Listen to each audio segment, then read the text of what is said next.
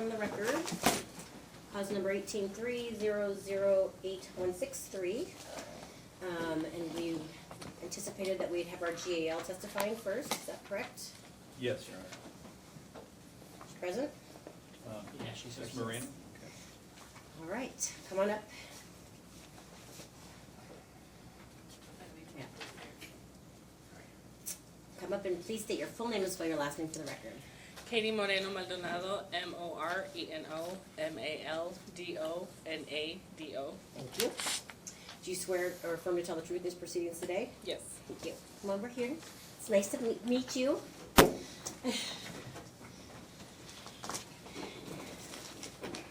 you can pour some water if you want. I'll take that bad cup. This one? Yeah, That's mine. that's okay. Thank you.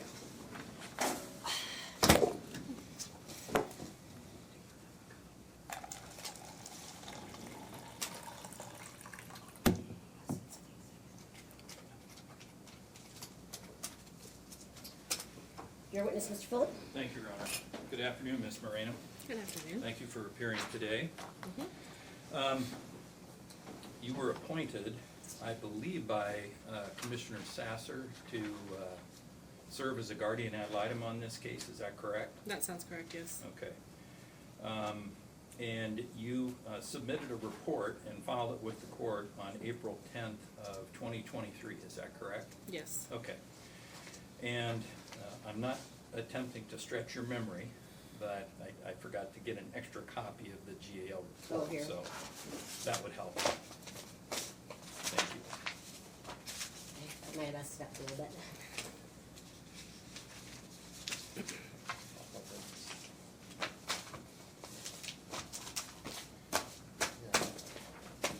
Mr. Trosper, do you have any issues with me handing my copy to the witness? No. Of the report? Yeah. Thank you. Okay, so I'm actually on page 2, and I just want to go over for the record what your duties are. And in section 1.3, it's going to all court hearings and pretrial conferences for this case that are related to the child unless court says otherwise.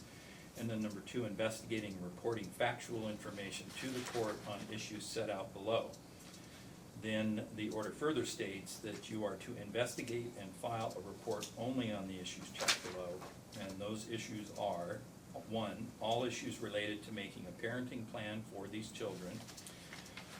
All issues related to the relocation of petitioner, including whether the children should leave their home state of Washington and move to Florida, and then making a parenting plan based upon the recommendations, and any other issues discovered that could affect the safety of the children.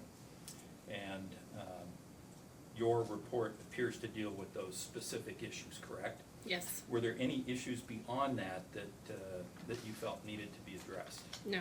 Okay.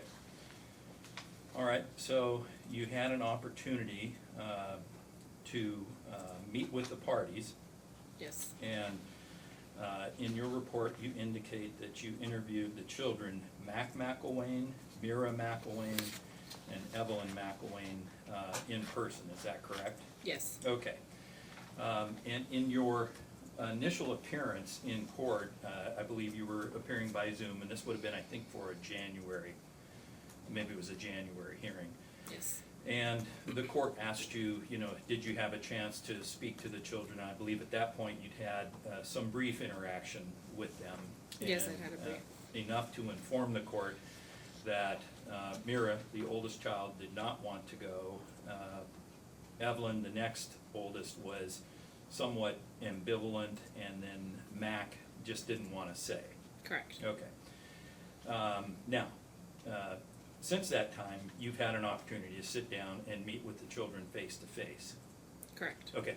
Do you have an update that you can relate to the court as to, number 1, when these meetings took place, and what the wishes of the children were as they expressed them to you?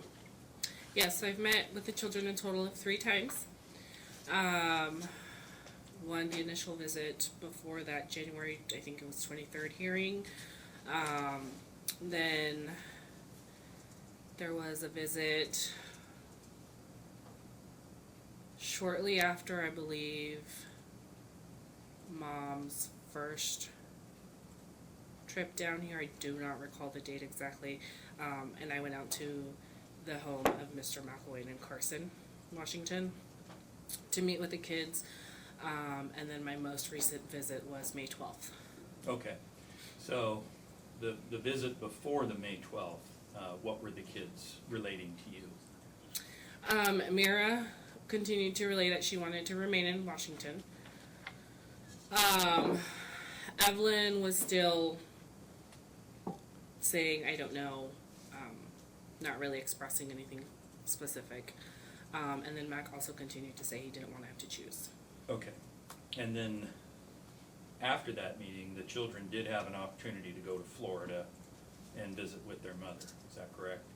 Yes, that's what they told me. Okay, and then you say May 12th was the most recent interview you had with the children? Correct. All right, so after the children had an opportunity to go to Florida to kind of assess the situation down there, you had this follow-up meeting on May 12th. What did the children tell you in that meeting? Mira remained that she wanted to stay in Washington. Evelyn expressed that she liked the way things were. And then Mac also expressed that he was fine with the way things were. Okay, meaning that they would stay here in Washington with their father, but then would go and visit mother in Florida? Correct. And when I had a conversation with him, I asked him, like, you know, how would you feel if you moved to Florida, and like, how would you feel if you stayed here? And their response again was just, I like the way things are. Okay. Did they talk a lot about their extended family and how involved they are with both sides of the family up here in Washington? Yes. Mostly Mira and Mac did. Yes. Okay. Did they express concern about not knowing anybody in Florida? When I had asked them if they knew anyone in Florida, initially all of them said no, not that they were aware of. My last visit on May 12th, Mac said that there was a friend that he knew, or mother's friends had a son who he was friends with, so he knew him. Okay. All right. And then in your report, you go on to state that you interviewed Mr. McElwain, Courtney McElwain, or Courtney Krause. Then you also interviewed mother. Then Shelley McElwain, which is Stanley's mother. Kelvin and Cindy Krause, which is Courtney's mother. Susan Stevens, Madeline Stevens, relatives of Stan. And then you also interviewed Melissa's mother, Pam Moran, Melissa's brother, Ryan Umbarger, Melissa's friend, Robert Wicks, and Louis Moran, Melissa's brother. Were there any others that you interviewed? No. Okay. And were those the names that were provided to you by both Stan and Melissa? Yes. Okay. All right. You indicate that you discussed Mr. McElwain's work schedule. Did you see anything about his employment that would cause concern about the children living in his home? No. Okay. And Mr. McElwain testified that he will be going to 410s, a 410 schedule on June 5th. Do you see anything about the 410 schedule that could cause problems? No. Were you able to determine if there was a good support system in place so that if Mr. McElwain got called away, if he was on call, that, you know, Courtney was there or maybe his mother was there to step in? Yes. From what I was told, both sides of the family have relatives here that could help out if needed. Okay. And did you get that same kind of input from, say, Pam Moran, Melissa's mother, that she was ready, you know, to be available to help out? I believe so. We didn't necessarily, I don't recall going into a deep conversation with her about it, but I believe so.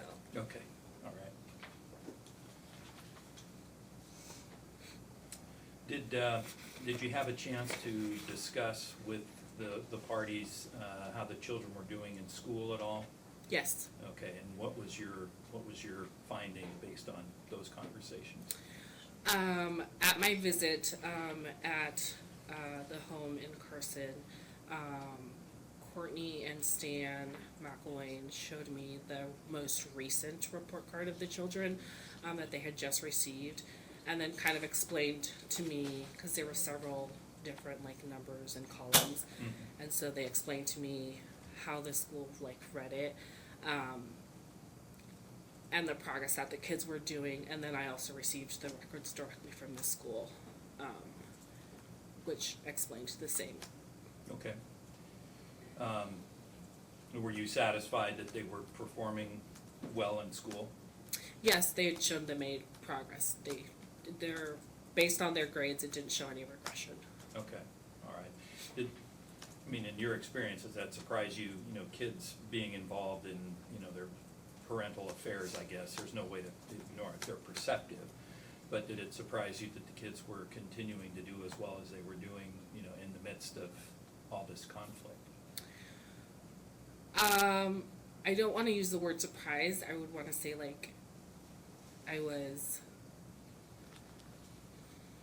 just had the word. I was happy to see that there was no regression. And so their schooling has not been impacted by whatever's going on around them. Okay, great. Now, at the beginning of your appointment, there was an order from the court regarding the counseling records. Correct. And I think the counselor's name, if I'm saying it correctly, is Desavsi or something like that. I wouldn't know how to pronounce right. it. Okay, Mrs. D. Right. Okay. So during your interview with Melissa, did she tell you that she was actually recording the children? Yes, and she sent me several emails with recordings. Okay. Now, did that concern you at all? Initially, I was trying to figure out whether I could listen to them, and trying to establish whether consent was given. And then because I wasn't comfortable listening to them if there wasn't consent given, if it wasn't done in the correct manner, so I did not listen to them. Okay. Did Melissa explain to you why she was recording her children? Yes. And what was her reasoning? She stated that the children were often coming home from Mr. McElwain's home to her home, emotionally. There was a lot of emotions going on, and they were upset often, and so she also wanted to be able to give the counselor something so that she could get guidance on how to help her children process these emotions that they were coming home with. All right. And so when you had your chance to interview the children over the process, did you ever get any sense that there were issues with the children while they were at Father's house along those lines? No.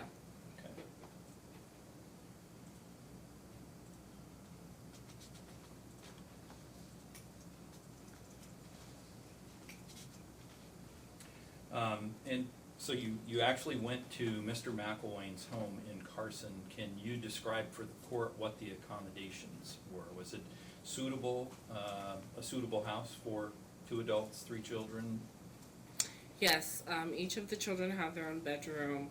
I was told they were each able to decorate however they wanted and pick their bedrooms. When I looked at the bedrooms, they were picked up, beds made, and they each had their own space. And Mara is at the bottom level, and she has her own bathroom too. So yes. Okay, all right. And is that where you interviewed the children for some of the interviews, or just one? I guess what I'm asking is, when you talked to the children, did you go to the house and interview them there? Yes, I interviewed them in the dining area. Okay. of the home. And did they take you around and show you not only their house, but the grounds and, you know, the chickens, the dogs, that sort of thing? Mr. McElwain and Courtney did show me their house. I could visibly see the chickens because when I arrived, they were out on the deck having some lunch. And so I met their dog because the dog's out there Okay. as well. All right. And the children proud of their pets and animals and things like that? Yes. Were you aware that they each have, you know, a certain chore that they have to do with regard to caring for them? Yes, I believe Shelley McElwain told me. Okay.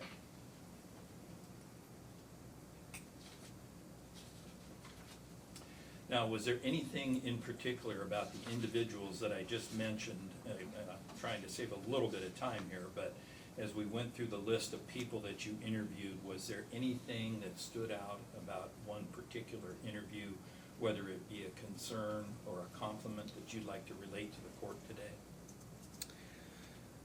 No, I think there was a lot of consistencies from some of the people that I spoke to regarding Mr. McElwain's relationship with his children. That seemed to be pretty consistent. And then also how Ms. McElwain's a good mother. Okay, So, all right, nothing of concern. okay.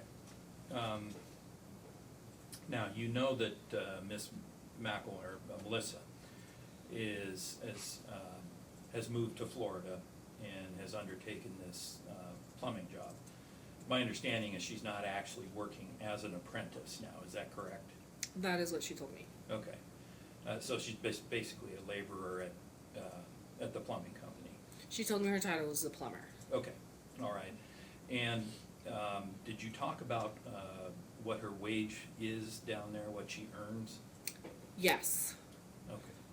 She told me she started out, I believe, at about $18, and then after her probationary period, that was going to increase to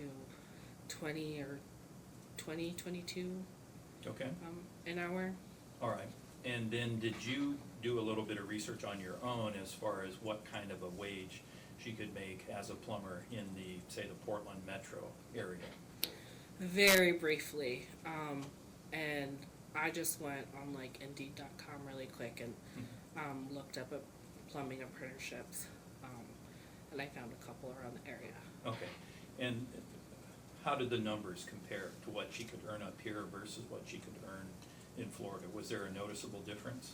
If I recall correctly, they Your were. Honor, I don't think, I would object, because I just think this is outside of the scope of the GAL's investigation and duties.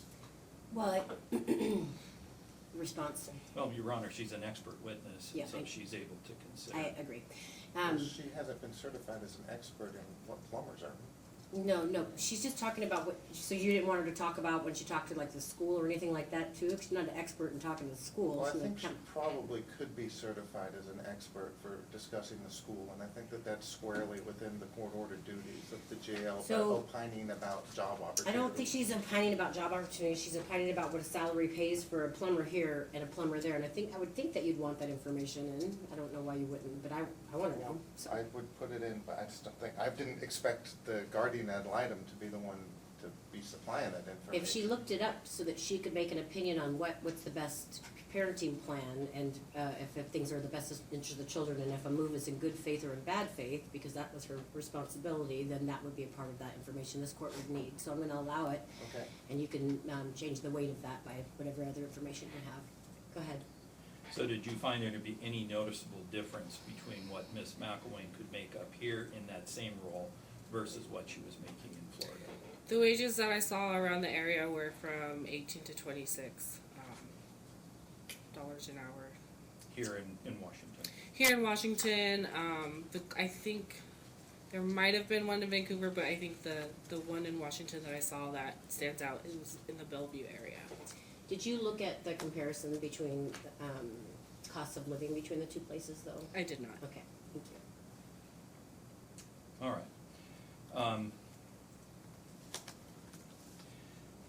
And then, let me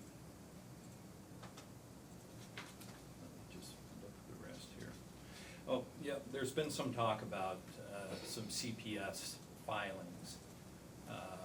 There was testimony earlier today that Ms. McElwain had filed 2 earlier ones shortly after this case began.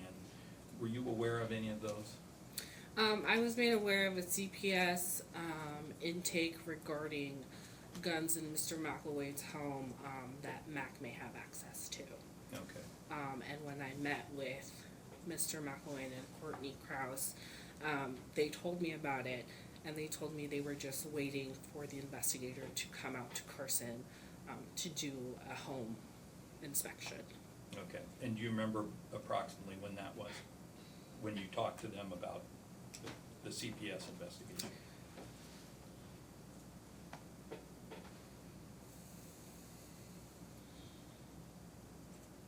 Probably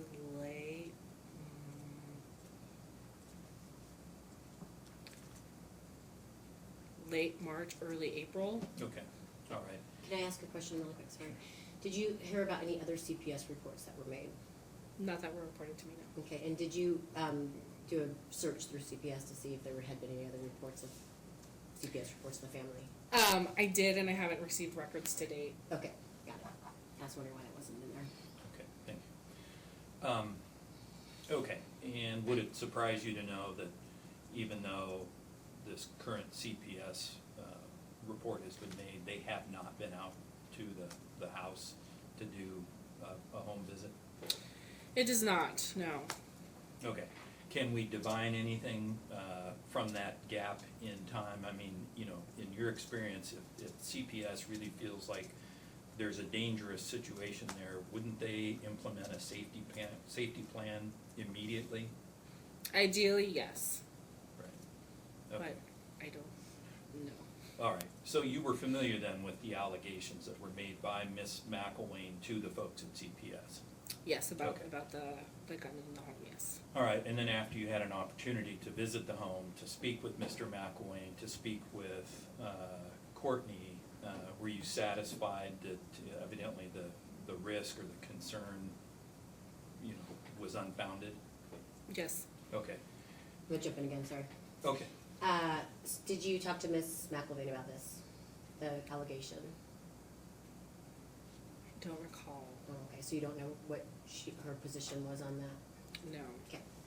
Not off the top of my head. Did you have an opportunity to speak with Mac about guns and what, you know, his access was? No. So my conversations with Mac, I kind of just guided them as, you know, how open he was willing to talk to me. But no, we did not speak about that. Okay. But nothing that he said raised red flags for you as far as, you know, what's going on in the home? No. Okay, and for that matter, nothing raised red flags as far as your interviews with Evelyn and Mira in the home? Correct. Okay.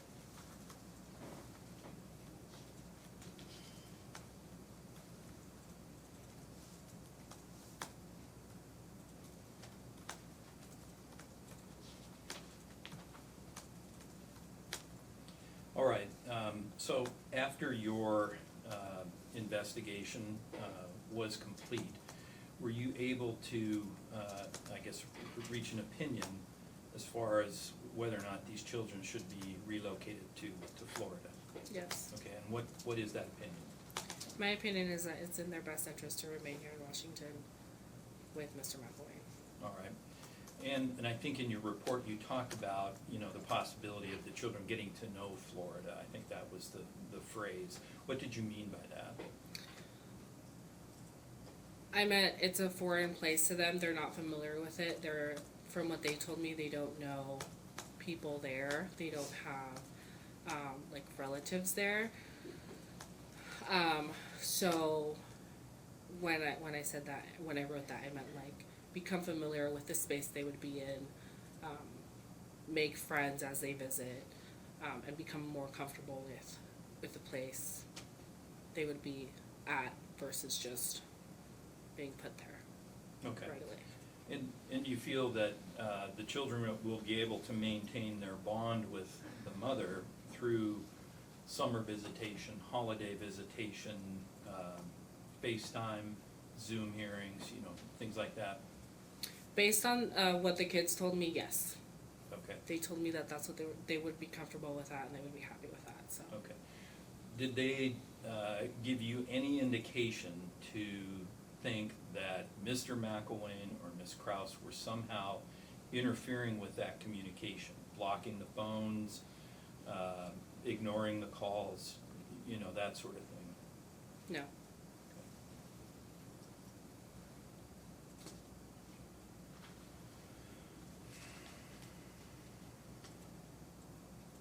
And you believe that under the current situation, that the children's emotional and developmental needs are being met by father and Ms. Kraus in this current environment? Yes. Okay.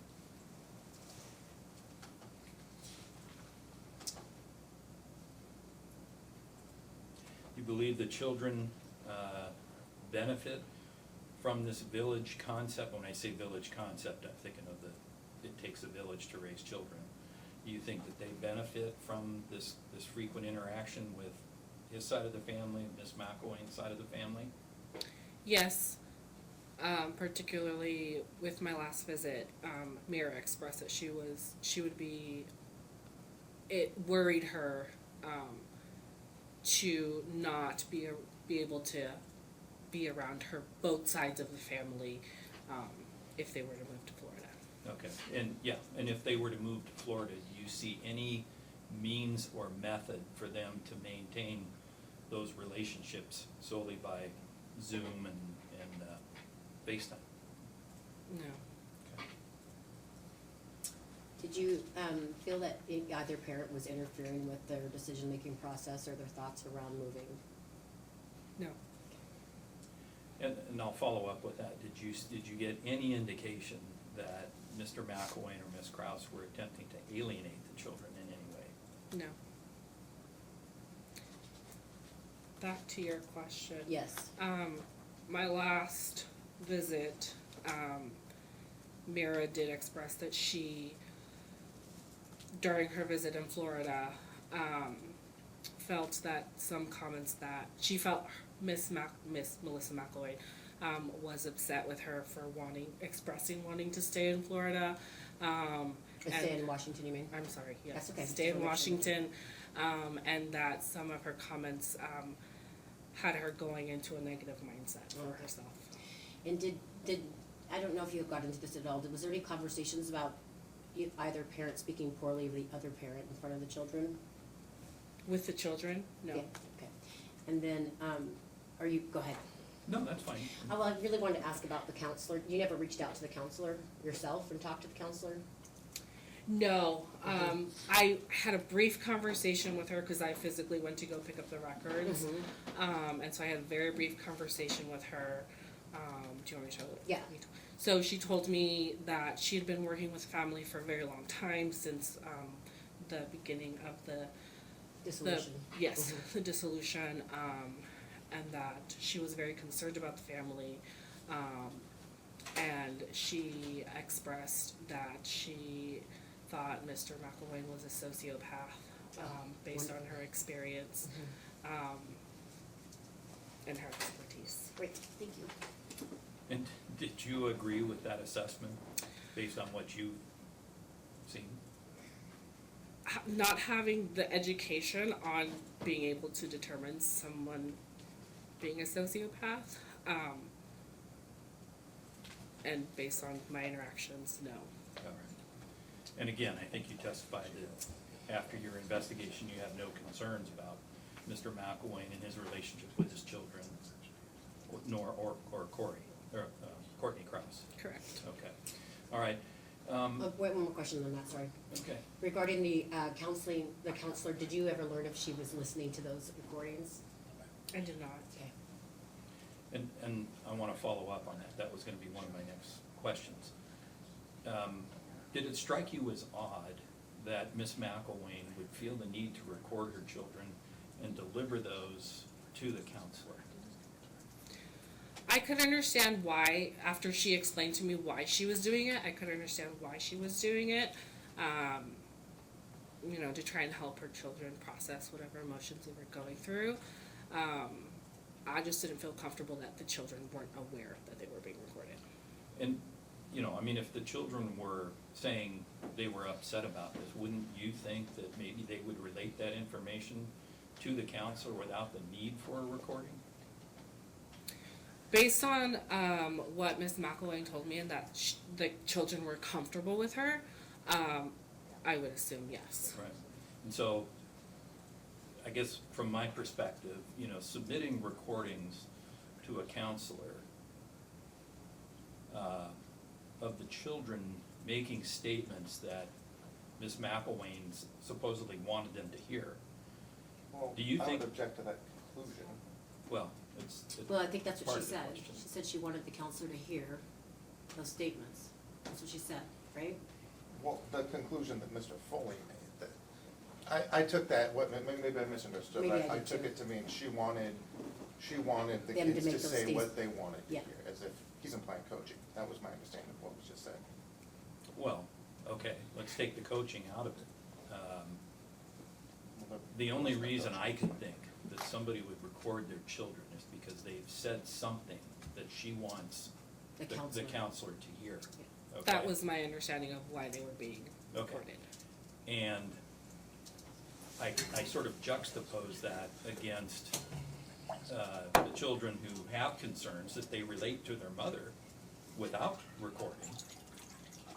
Why wouldn't they relate those same things to the counselor without the recording? That's, I guess, my thought. So my question is, do you feel, or did you have some concerns that maybe, to use a legal term, that poisoned the well as far as the counselor being able to get objective information from these children? I'd object on the basis that that's a leading question. She's an expert. Well, she is an expert, and you guys both said that you're gonna ask questions, because she was on both your things. I thought we. We're gonna do it at a turn, yes. Okay, so you want him to ask that question after you, If I were to open the door for him. well, she's not on both of your guys' witness lists? Yeah, So then when you talk to her, then he'll get her back and he can well, he could only cross-examine on the limited basis of what I've asked about in direct. So if I. All right, I might that's not fine, make I it. understand exactly, I understand the objection, it was a leading question, which, and I think you can allow that in the sense of that she's an expert, but I don't need it to make my own determination, so. All right, so let's just get to the end of this and talk about your recommendations. As far as the dispute resolution, you're recommending that both mother and father go to court to resolve any future dispute. Yes. Okay. As far as allocations of decision-making authority, you're recommending that it's mutual joint decision-making, allocation would be appropriate. Yes. All right. The residential provisions, you indicate the children remain in Washington at this time and over time become familiar with Florida. Correct. All right. Spring break, visit with Ms. McElwain in Florida. Yes. Winter break, be split in half between petitioner and respondent. Yes. Summer schedule, spend the summer in Florida with Ms. McElwain with 1 week of the summer in Washington. The week spent in Washington should be agreed upon by petitioner and respondent at least 60 days prior. Yes. Okay, and I'm assuming that would be in writing. Yes. Okay. Holidays alternate every year between petitioner and respondent. Yes. Okay, and then Christmas and New Year's fall under the winter break. For years, the petitioner has Christmas, respondent shall have the New Year holiday, and for years, the respondent has Christmas, the petitioner shall have the New Year holiday. Correct. All right, and then the change shall happen mid-break, giving petitioner and respondent equal time. Priority and conflicts in scheduling, the holiday schedule should have priority over the winter schedule. Yes. Okay, and transportation arrangements, petitioner and respondent shall split the cost of airfare and travel for the children 50-50, Yes. okay?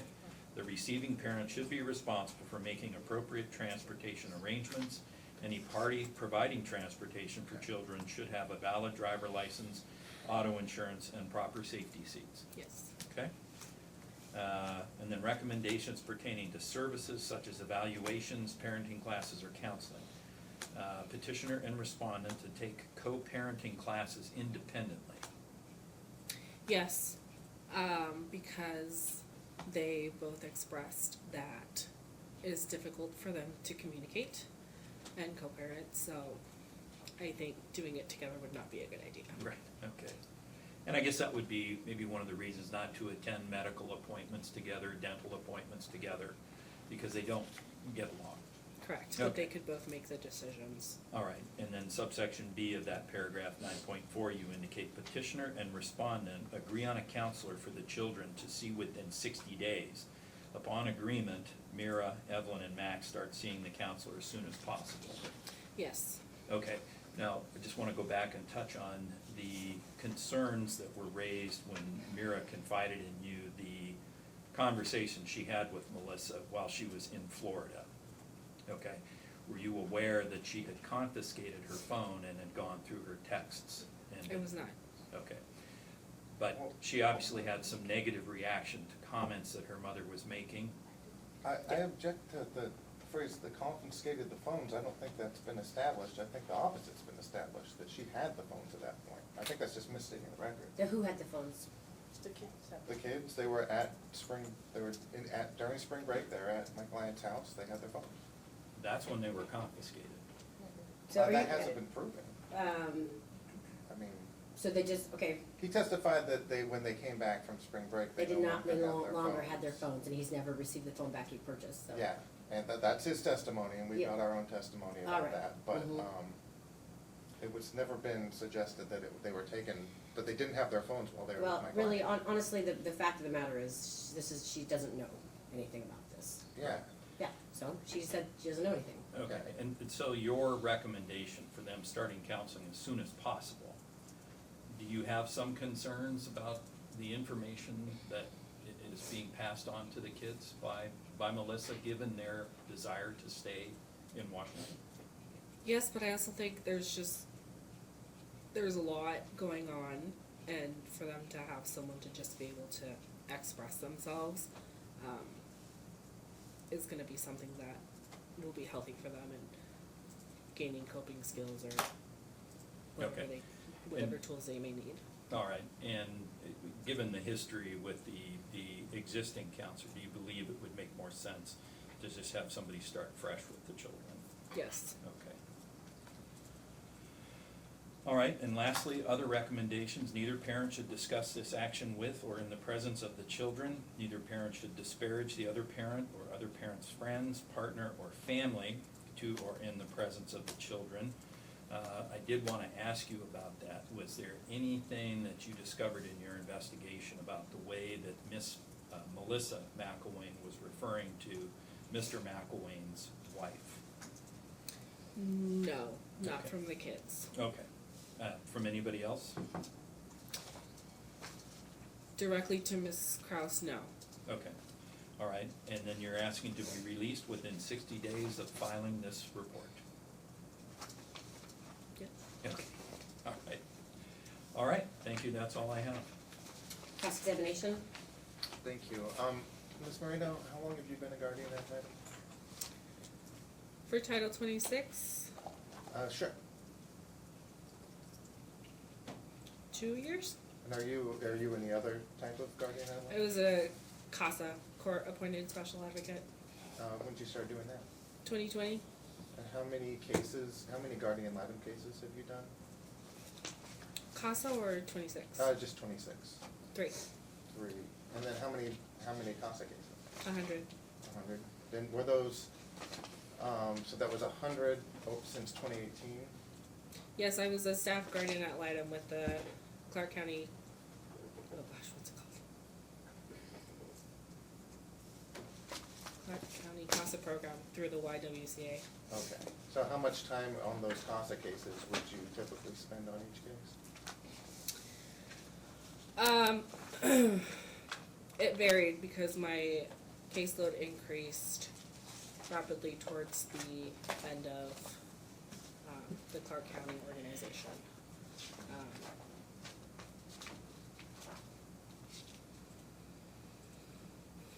I would say roughly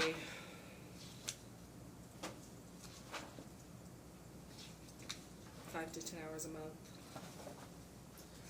And that's per case? per case. And how many cases would you have in a month, if you can even average that? I had about 60 cases on my caseload before it increased rapidly.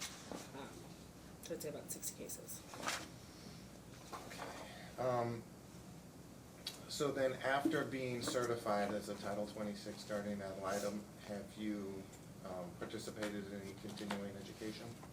No. Is any required? That is a question that I'm still waiting an answer for. Okay. Other than the certification, which that's the CLE, right? Did you have any other training in addition to the certification classes?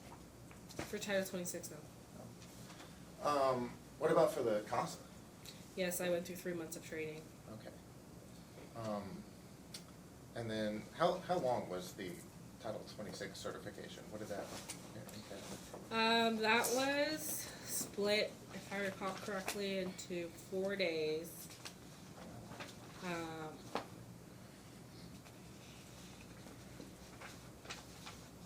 4 to 6 hours each, possibly. I don't remember. That sounds like it jives with my memory. So turning to this case specifically, do you think, and the answer could very well be different because there's 3 kids here, but do you think that the children are mature enough that their preferences about where they live and who they live with should be considered by the court? Yes. Okay. So what about the children led you to determine that they are sufficiently mature? Both Mira and Evelyn have they're old enough to express themselves and what they want. Evelyn was hesitant in the beginning, and then as I met with them, they became more open. I think Mac is at an age where he was able to tell me, I'm not comfortable deciding. Mm-hmm. That's him being able to express himself and tell me, I don't want to have to choose between my parents. So I think he was able to let me know how he was feeling. And so you identified for the 2 oldest children their ages. And what are their ages? I think at this point, 13 and 12. And then at the time that you interviewed them? 12 and 11. 11. And do you think, is 11, 12, in your opinion, is that generally an age where a child's mature enough to express their wishes in this context? Yes. Okay. And I apologize if you answered this already, but did you said you reviewed the children's counseling records, correct? Yes. During your discussions with them, did any of the children talk about their counselor or that counseling? No. Okay. And then in reviewing the counseling records, did the children express any concerns about father or what happens at father's house? No, what were in the counseling records, what they had told me during our visits. So that you're saying the counseling records didn't contradict what they told you in their interviews? Correct. In any way? Okay. So you stated that the children were doing well in school. I think we all agree. Were you able to compare how the children are doing now against how they were doing under mother for the previous 3 to 4 years? I obtained records from all their schools, so yes. So how would you say it compares? Are they now under father's care doing better or worse or the same as they had been the previous 3 to 4 years? I would say as they went from progressed in school, they just improved. I don't think they did any worse. And do you think that they improved more than they would have improved under mother? I don't know. Okay. Because do you think they're at an age where they're sort of expected to make substantial improvements with every school year, every few months, as they learn new things? Yes. Okay. Were you able to do a sort of a comparative analysis about the children's mental health, of how they're doing since they've been placed with father as opposed to how they were doing before that? No. Okay. I won't ask any questions about that. So did you base your recommendations on the applicable statute, RCW 2609-520? I believe so, yes. Yeah, okay. And you familiar with the presumption in that statute? Not off the top of my head. Okay, let's see, you may have put it in here, I'm not sure if you recited that part of the law. Might be the easiest way to draw your attention to it.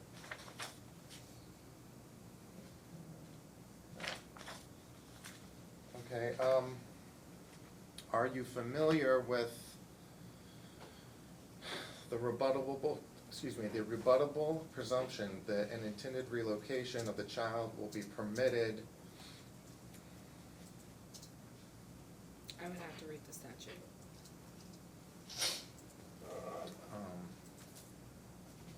So, I would take that as a no. I think, because you're saying like, no, you're not familiar with that presumption. Not by memory, no. Did you apply that presumption when you were making your recommendations? Yes, I attempted to. So then, the statute goes on to say that the person objecting to the relocation may rebut the presumption by demonstrating that a detrimental effect outweighs the benefit of changing. So, what is the detriment that you found here? The detriment of moving? I think the children would lose their entire paternal and maternal side that they've been around their entire lives, and wouldn't have nearby family. And they've expressed that their grandparents, cousins, aunts are important to them.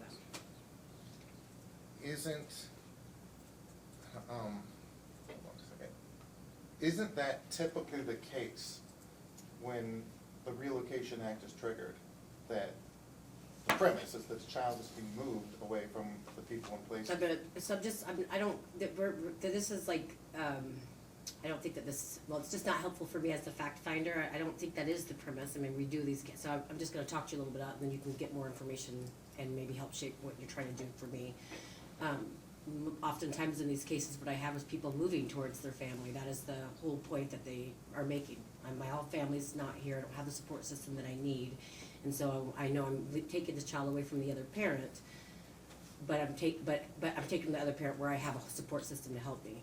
So I don't think that is the premise of it myself. But maybe you'll be able to develop that for me to understand that part.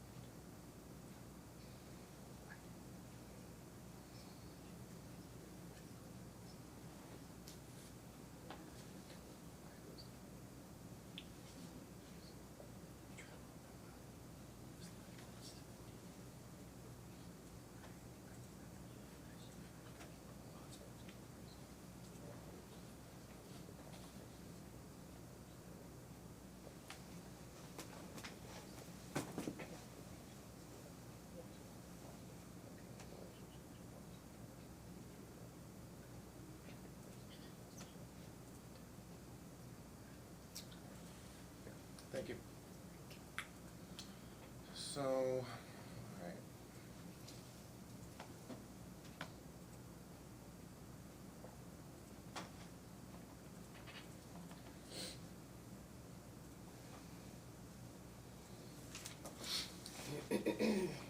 All right, Ms. Moreno,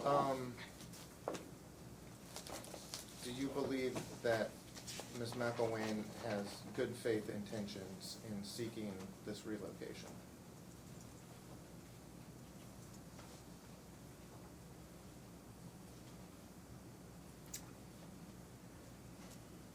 In the best interest of the children,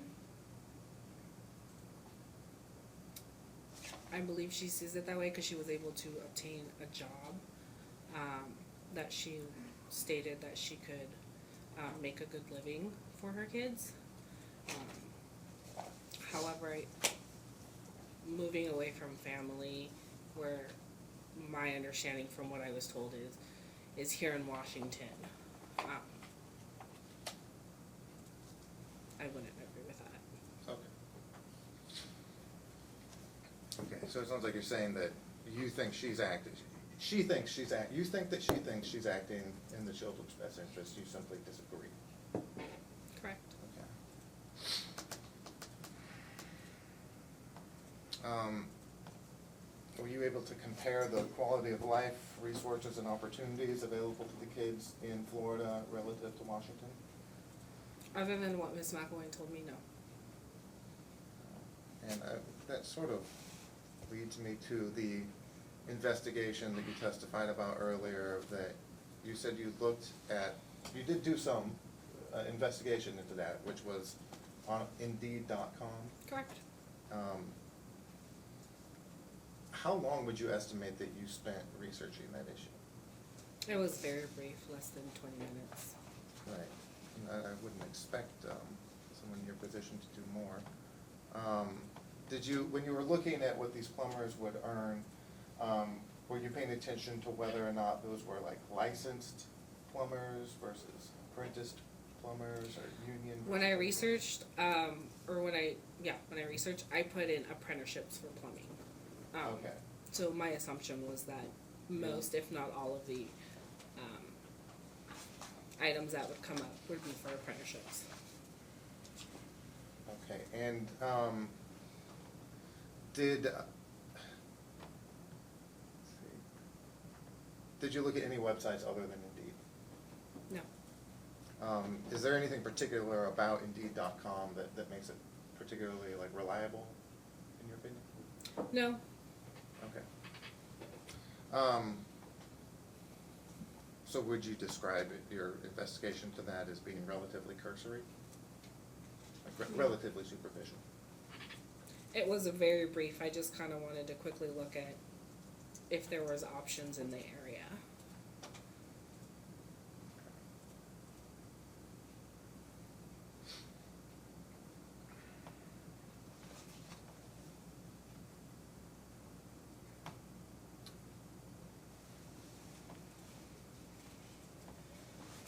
Do you know, let's see.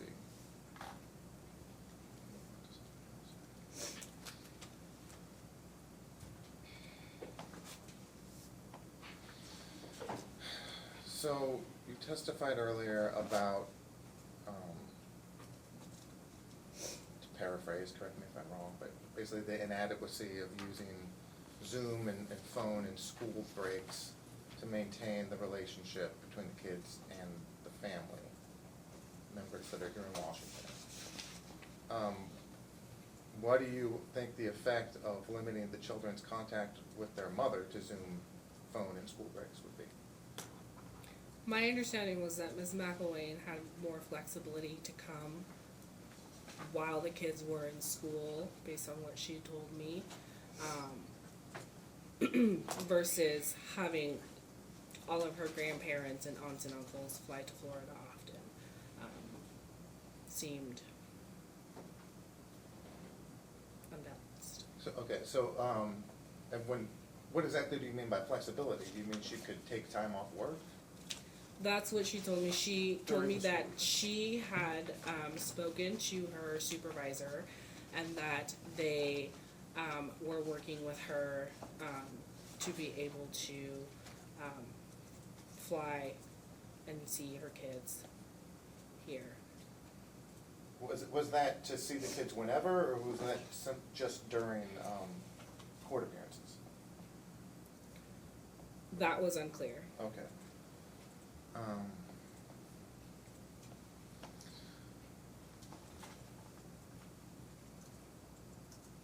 So, let's say, prior to your appointment as guardian ad litem, which parent was responsible for parenting functions for these kids? My understanding was Miss McElwain. And did she take greater responsibility in actually performing those functions? I was told that, like, do you mean like during their marriage or after their separation or? We could probably say we could probably limit it to after their separation. So my understanding was that Mr. McElwain had every other weekend with the children, so she would take on primary parenting functions. Okay. In your opinion, well, I think actually you already answered that earlier.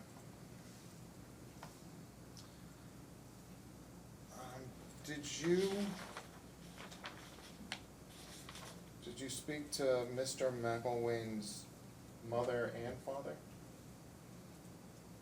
No, I just spoke with Shelley McElwain.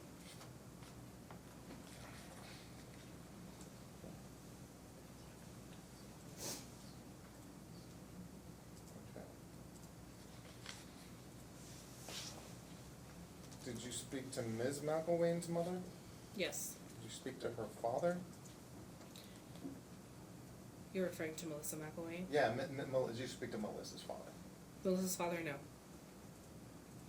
Did Melissa ask you to speak to her father? She gave me a list of like 10 people to contact, and I told her, I told both parties that I probably wouldn't be contacting more than 5 references for each. 5 each. So did you speak to 5 of Melissa's collateral contacts? I reached out to 5.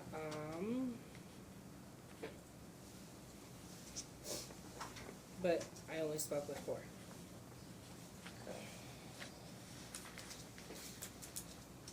And what, did you try to contact some of the other people then on the list when that 5th person didn't respond? I did, and I couldn't tell you who it was right off the top of my head. And did they respond to you? No. Okay.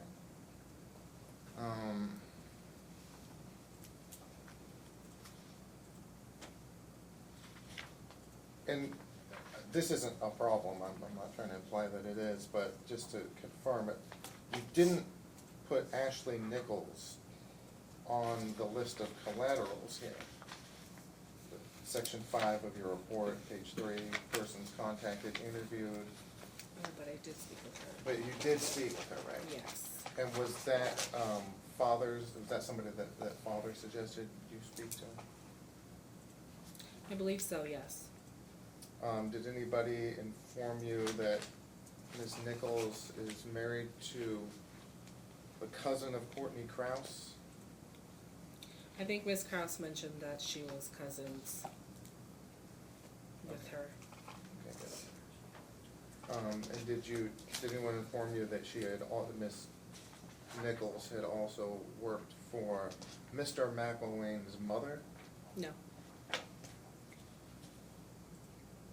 Is it your understanding that that Mr. McElwain is married? Yes. Do you believe that he's legally married?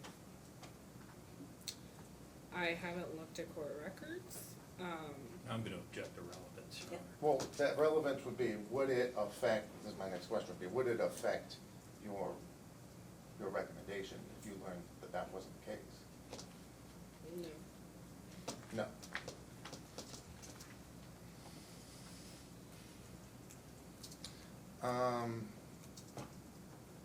Okay, so you expressed some apprehension about the recordings Yes. that my client made of the children.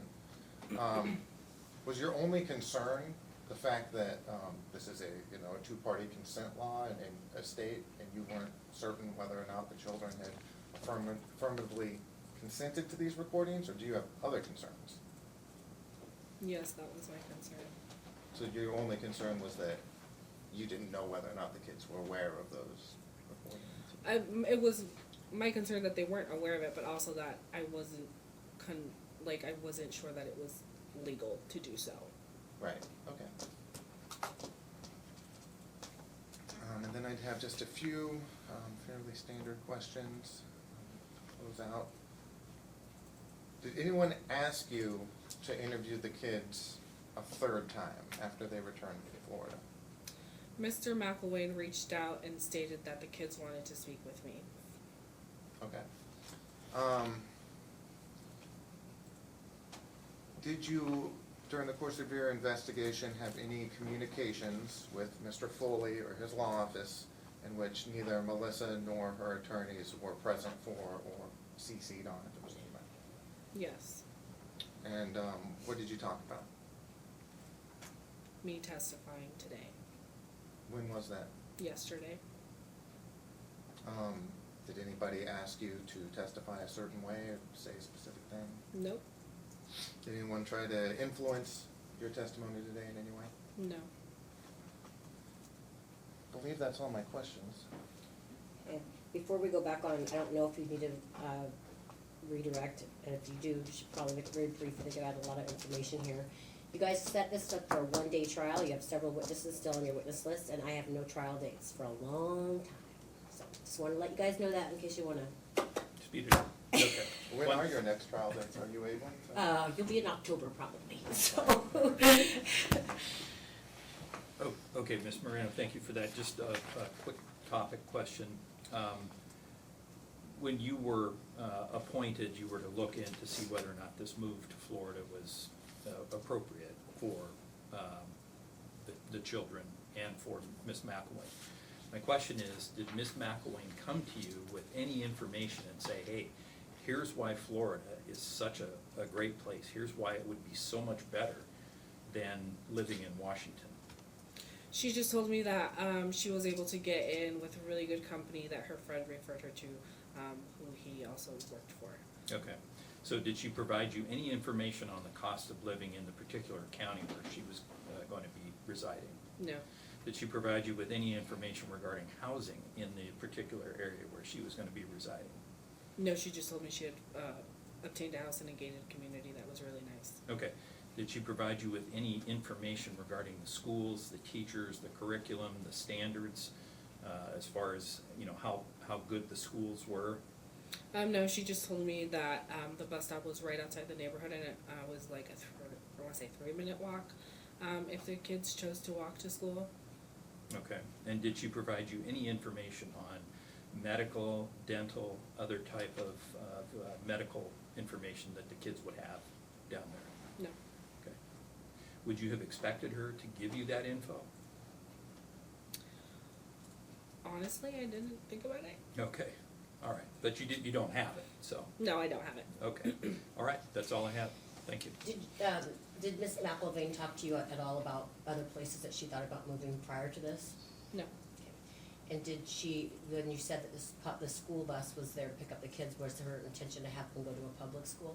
That's my understanding, but Okay. I wasn't verified. Any more questions, Mr. Strasburg? No, Your Honor. Okay. You can put down And your Your Honor, excuse. as long as we're here, I'd like to, I know she filed the report with the court, but I'd like to offer that as an exhibit in this case and just use the court copy. I have no objection to that. Okay, Okay. I'll use my copy.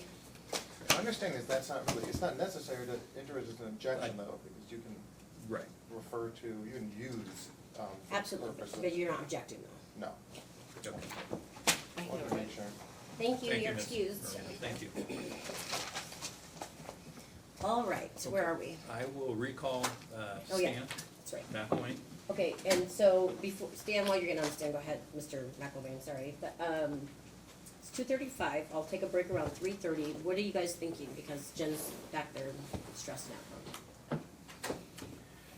Well, Your Honor, I'd like to say that after Stan has done his testimony, that we've effectively rebutted the presumption. But out of an abundance of caution, I feel like, I do need, to call some other witnesses. But again, I'm getting the message. Okay, and, Mr. Trosper, you have several people on your witness list as well, what's your intention here? Well, I think, most importantly, I need to call my client. Absolutely. Looks like Mr. McElwain is gonna end up testifying for at least 3 hours, so I have to Oh, extend. absolutely, you'll have time, you're gonna get good, I'll make sure that you have you're gonna have all the time you need to present your case. So I'm just trying to figure out where we're gonna go moving forward, because if you, I was gonna call her first. yeah, that's fine. So, okay, so what I'm really getting at here, guys, is if you're gonna wanna call your witnesses, which I absolutely present your entire case, I'm gonna give you some times to think about for when that's gonna happen, because we're not gonna get done today. So it looks like Jen said I have a half day starting at 1:30 on these dates. I'm gonna give them to you. 6:21, 7:12, 7:19, 7:26, August 2nd, and then we go out to October.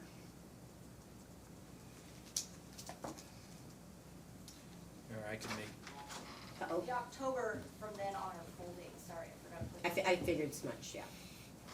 I can make Any every of one of those? those work. I do have a change of plea on the first one, but I can. Okay. So just wanted to give you that information, and then, I know that would take Miss McElvain, I guess I would allow her to zoom in if she'd like to on those dates if we didn't finish, so hopefully she'll get all her testimony today. So we'll take her out of order. Does that sound appropriate to everybody? Yes. After he finishes, we'll take her out of order so we can make sure she doesn't have to fly all the way Sure. out here for the testimony unless she intends to do so. Okay, Okay, all right? great. So, I think I have 117, is that the?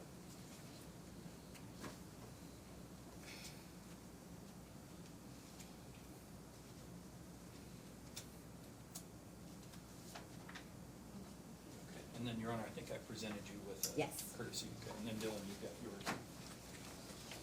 So I'm gonna hand you what's been marked as respondents 117, ask you if you recognize that document.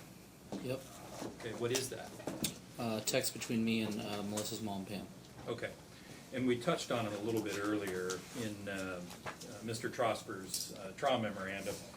He's indicated that there was activity on your part that limited contact with Melissa's extended family, and these appear to be text exchanges between you and her mother. Correct. All right, so let's look at the first page. When we start, is that Pam? Pam speaking, saying we'd like to take the kids to next week to go skiing? Yep. Okay. And then it's you in the darker colored saying, yes, let me talk to the family and see what's going on. I'm sure the kids will love it. It sounds like a good time. And then you thank her for reaching out, and then she hearts your response. Yep. Okay. So then if we go to the next page, you indicate that you would not be going, but I believe your mother and Courtney and the kids, Yep. they all went. Did they go to Meadows, Ski Bowl? Where It was went it? to Ski Bowl. Ski Bowl, okay. And Pam responds, it's gorgeous up here already, it's gonna be awesome. And then she sends you videos of the children. Correct. Okay. And then, the next page, she talks about wanting to see it, Mac wants to see all the videos. And then you follow up and say, just so you know, reach out anytime, and we will try to make something work if you want to see the kids. I'm sure they would love to see you, and that goes for your whole family as well. Have a great night. And then she says, thanks, Stan, we definitely will. We love them so much. Have a good night. And then she follows up. On the next page, I was thinking maybe we could have the kids to a movie at the theater. They can pick the movie, and maybe it would work out around Mira's birthday, everyone included, of course. And then you indicate, yes, we're having a small birthday party on Saturday at our house if you guys want to come up for dinner. Correct. So you're inviting Pam and Joe and the family up to your house for Correct. dinner, okay? And this was while Melissa was in Florida. Correct. Okay. She says, thanks for the invite. Can't believe you have a teenager. The next page, Pam talks to you about maybe I can grab them after school and take them to dinner, movie, and then bring them home, or to you, or do a sleepover and we can take them to school in the morning, whatever you're okay with. You respond, yep, that sounds good. I know they'd like that very much. And then down below on Tuesday, February 21st, hey Pam, I never heard back on what night you wanted the kids. Would Wednesday work for you guys? And she responds on the next page, yes, it would. Sorry for not getting back to you. We were up on the mountain and got home late last night, but yes, we'd love to do a sleepover tomorrow. I can pick them up from school if that works. Yes, you respond, yes, perfect. I'll call the school and let them know. Awesome, thank you. Then the next page, I guess during that time, there were some snow issues for your neck of the woods up there that created some transportation issues. Yeah. Okay. And so then, yeah, we will keep an eye on the weather. I know it's gonna get colder, but hopefully drivable sometimes tomorrow. No school for the kids. Okay. So then we go to the next page. You talk about going up to the cabin for the birthday, and then she actually sent you a birthday present, and you thanked her for that. She gave you the thumbs up. And then the next page talks about Carrie Dees, and she sends you her number.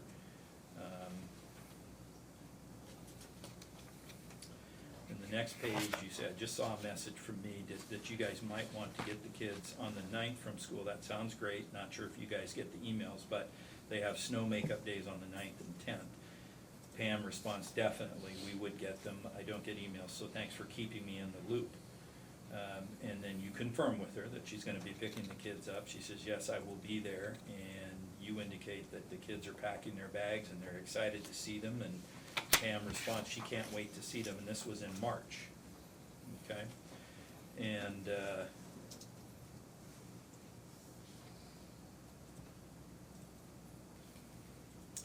and then I'm assuming the next page talks about the flight to Florida, is that correct? Where, Yes. yeah, all good, just thought I would ask, thank you, have a good weekend, and then she responds, this is on March 29th. Just landed, made it safe and sound, baby slept the whole way. Is that Pam reporting to you? Yep. About the flight to Florida? Yep. Okay, all right, and then she actually, on the next page, gives you Joe, her husband, his new number, Correct. and then lets you know that he transferred his old number to their son, Melissa's brother, Louis. Mm-hmm. Okay, so you would have that.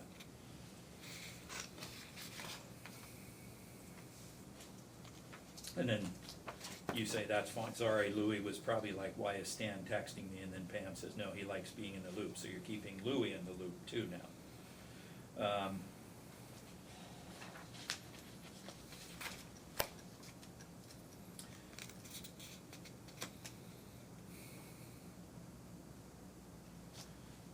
All right, and then later, April 18th, you say, hey Pam, was wondering if you would be watching the kids next Wednesday overnight. She says, yes, I would love to take them.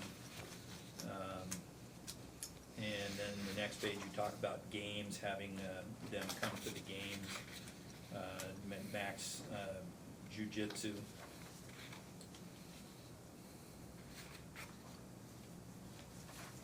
I'll try to speed through this here.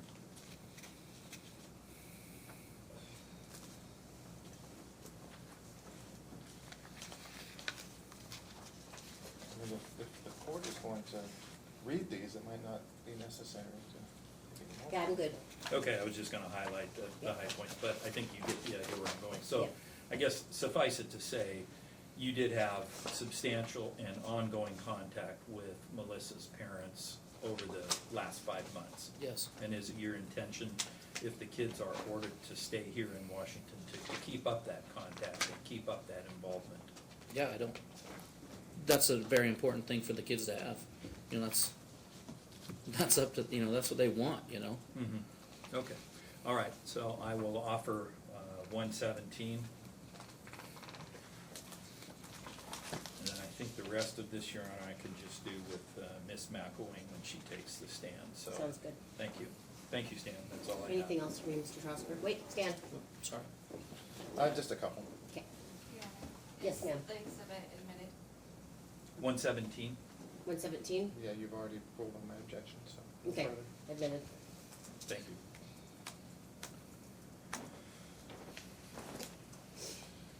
Okay, so prior to the current order to place the children with you primarily during the school schedule, Mr. McElwain, did you have any other prior outings with Melissa's family? Not in the last couple years, no. Do you ever reach out to them and try to engage them in anything? Yep. Did anybody advise you that for the purposes of this litigation, it would be a good idea to engage Mel's family in No. contact with the kids? No? No. Okay, no further questions. Except, it's kinda not true, cause I did. Oh, sorry. I did tell him he needed to make sure that her family was included, so, but, thank you, you can step down. I'll take it then.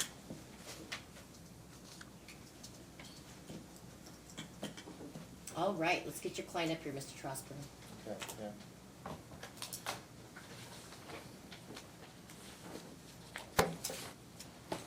I'll be stopped right there.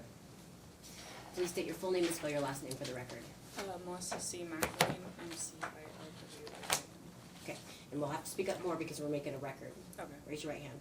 Do you swear or affirm to tell the truth in these proceedings here today? Yes. Great, have a seat right here. And if you want, you can pour yourself some water.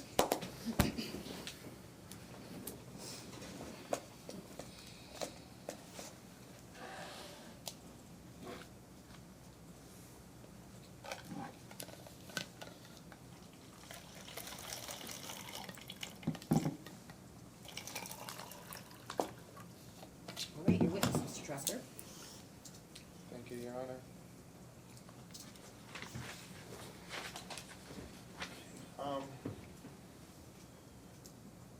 When did you first learn that you would be moving to Florida?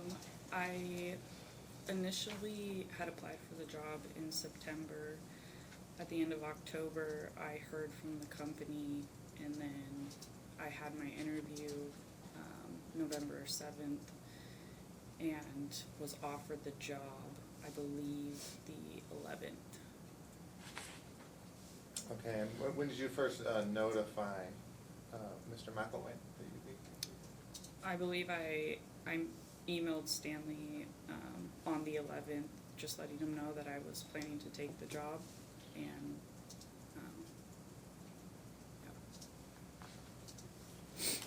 Okay, and this is exhibit number 1. What was this?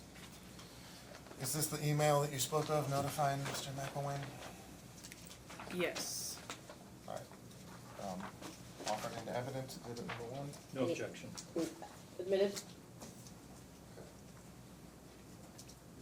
And I guess I'll leave this with you just in case, but, do you recall when Mr. McElwain first, voiced opposition to this move? I think, he responded obviously, later that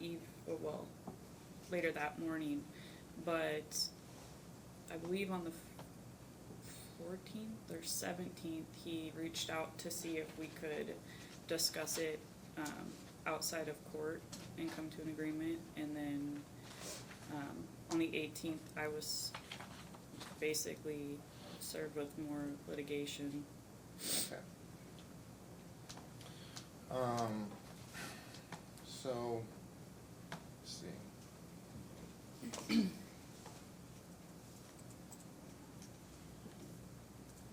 How would you describe the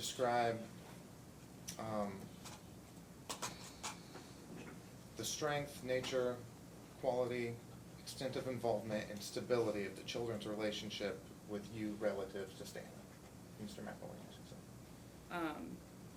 Well, I've been present since the moment that they took their first breath, and we kind of had an agreement in our rules that I would nurture and raise, and he would provide, and I've done everything that I can to make sure they have what they need to thrive, and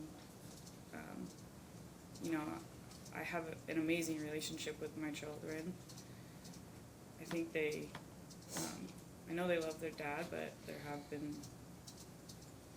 some issues that they've expressed to me. But otherwise, my children and I have a great relationship. enjoy our time together. I've coached them. I've helped them with their homework, activities, just basically everything that I possibly can. Okay, and then, well, what were those concerns? Well, in the beginning, around the end of April, beginning of May, Stanley and I had been having some trouble in our marriage due to some of his adulterous behavior, and we had gone to counseling to try to make it work. I had requested a separation, and we had discussed agreeing how to move forward with that, and then it was the first weekend we were trying to figure out a parenting plan or how we would move forward, was when I discovered he had a relationship. I'm gonna just stop you now. I just try to let try to have Mr. Floyd not object so we could try to move through this quickly. And I think you already know this because you've already been through the divorce, but none of it is if there was adultery on either side, this isn't something the court takes into consideration, so we're not gonna discuss that anymore. Thank you, Okay. Your Honor. Okay, and yeah, specifically, I was asking, you said that they expressed concerns about Mr. McElwain. Any concerns recently? About Mr. their McElwain? relation, Yes. Mr. McElwain, or their relationship. Yeah, I'd say they're kind of the same. Mac stated to me. Your Honor, I'm gonna object for the same reasons Mr. Trosper did, as far as the hearsay, as far as from the kids. So, Oh, I'm what objecting. are you asking about the kids? Well, it seemed to me like this related to either a present sense impression or Okay, then give me the existing. question again, I'm confused about what we're doing here. So, Ms. McElwain said that she was aware of concerns during prior testimony, of prior concerns that the children had, presumably about Mr. McElwain or his home or their relationship. So I'm asking what those concerns were. Okay, so as long as their concerns have nothing to do, I mean, if she knows their concerns, I understand that would be hearsay if they told her things. That's not what he's asked so far, so there's no objection to hearsay. If she's aware of any of the concerns the children have. If she's talking about concerns because they think their father was having an affair or their father's girlfriend, we are not discussing that again. I will repeat that because it's not something this court is allowed to take into consideration. But the question That was wasn't too, my the expectation. concerns expressed to her by the children about the relationship. And again, About what relationship? That would be their relationship with their father. With their not- father, not okay. father. All right, and so you're asking me to allow the kids hearsay in about their concerns? I mean, yeah, it came up during, I'm sustaining the objection for hearsay. you don't think it pertains to present sense impression, mental, emotional? present? there's no foundation, there's Yeah, no way for the yeah, court to maybe know. if you come at it from another angle, so, my, Okay. Matt was wetting the bed all the time, every time he came home from Dad's house, I had some concerns because, he never was wetting the bed before, so I wanted to know what was going on. Then that would be regarding his physical or mental state, that would fit the exception to the hearsay rule.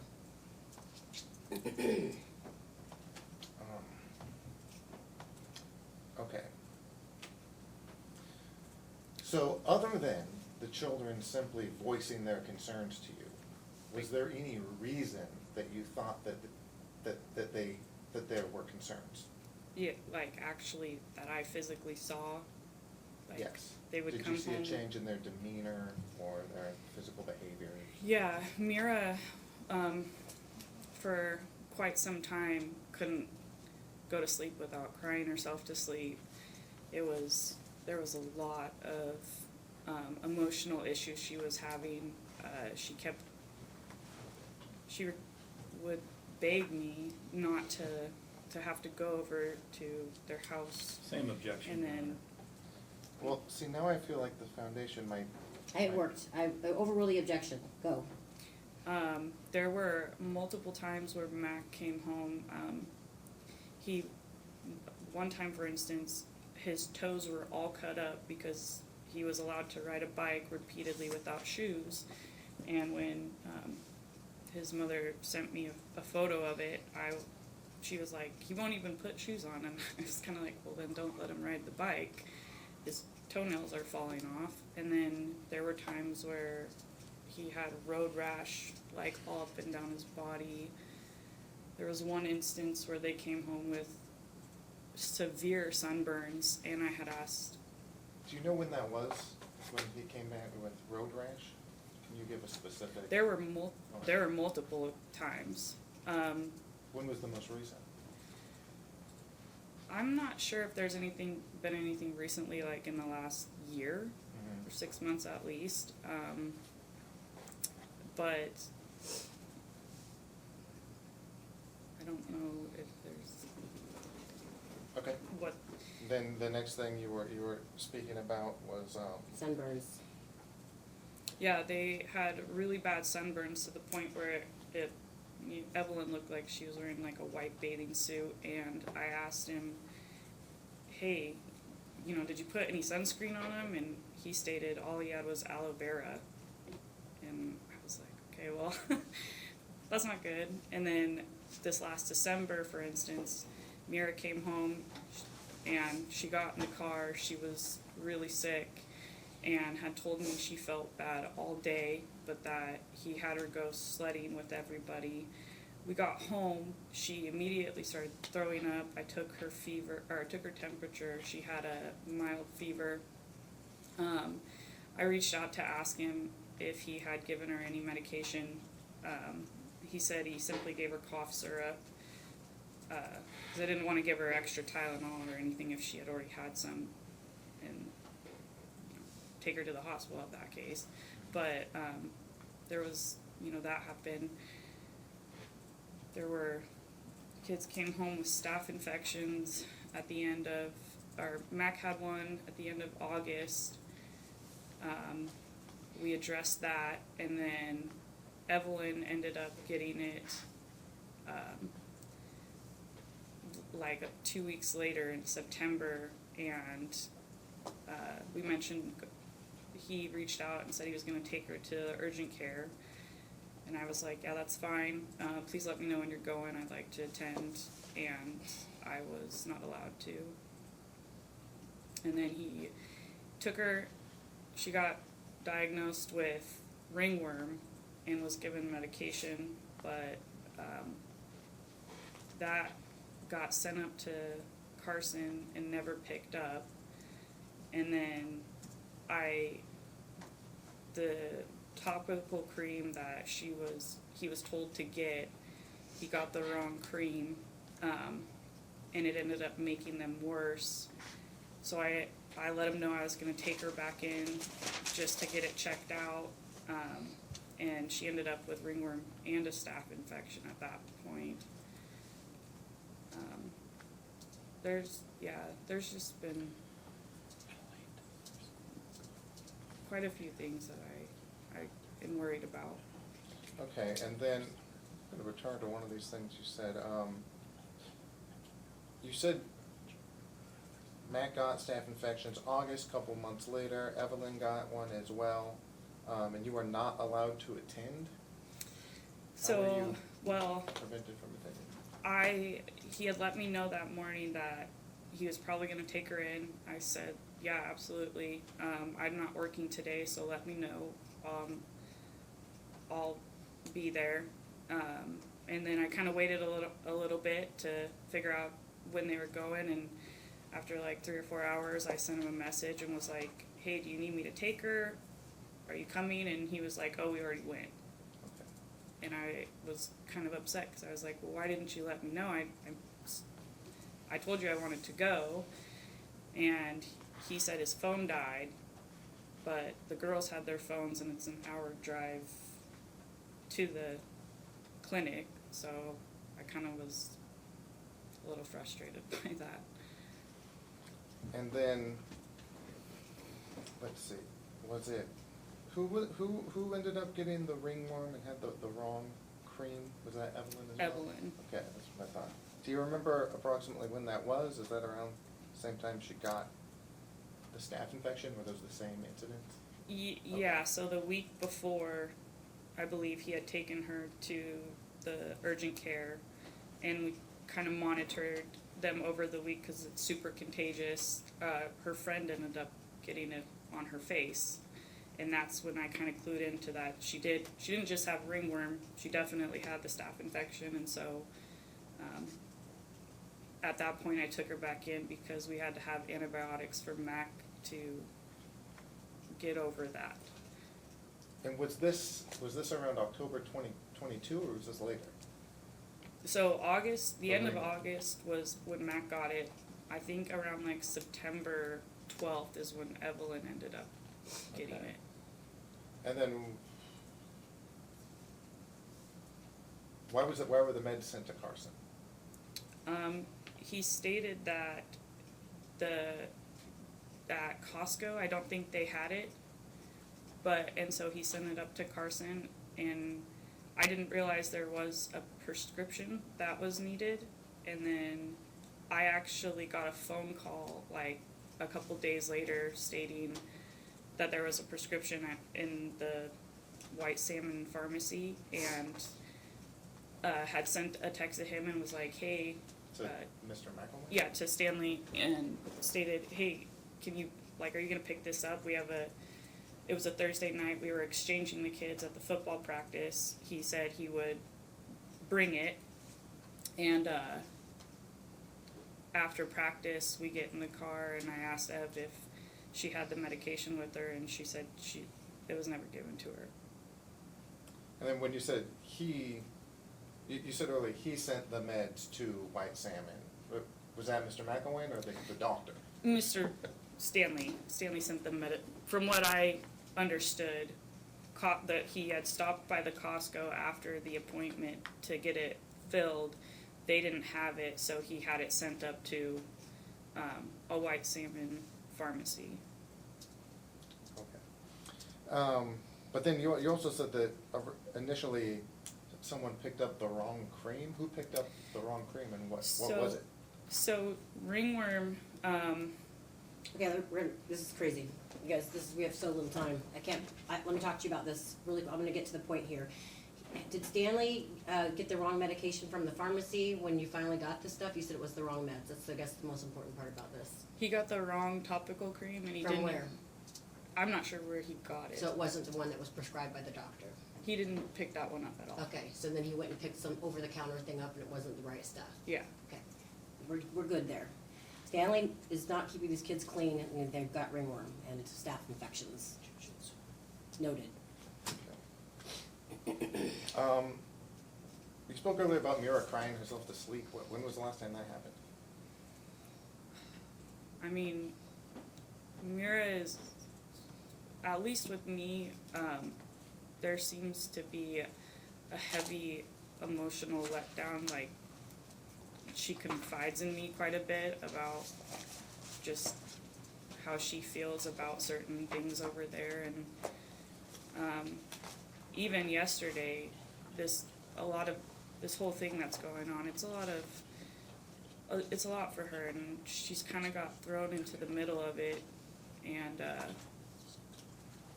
it's heavy for a 13-year-old to kind of be put into it, and I just try to, help her, talk to her, like, parents move all the time, things change, we'll make it work however we need to, but, I'm always gonna be here for you, like, she's they are my number one priority, so. Right.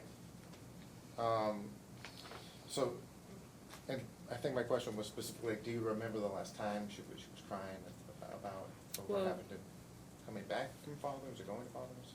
Well, even yesterday, she was upset. Oh, okay. So I can understand, you're saying that yesterday Mira was upset because she had to be at her father's? No, Okay. she was. What's your question regarding? Oh, well, then what did you just say then? I thought that you said that just yesterday she was. Well, yeah, she was upset with the situation with her father and I in the position she's been put in. Sure. Okay, well, that's very understandable. Okay. So I think I can move through this most efficiently this way. During your marriage, what was father's level of participation in the child's medical care? Non-existent. Did you guys discuss things before you took them to doctor's appointments?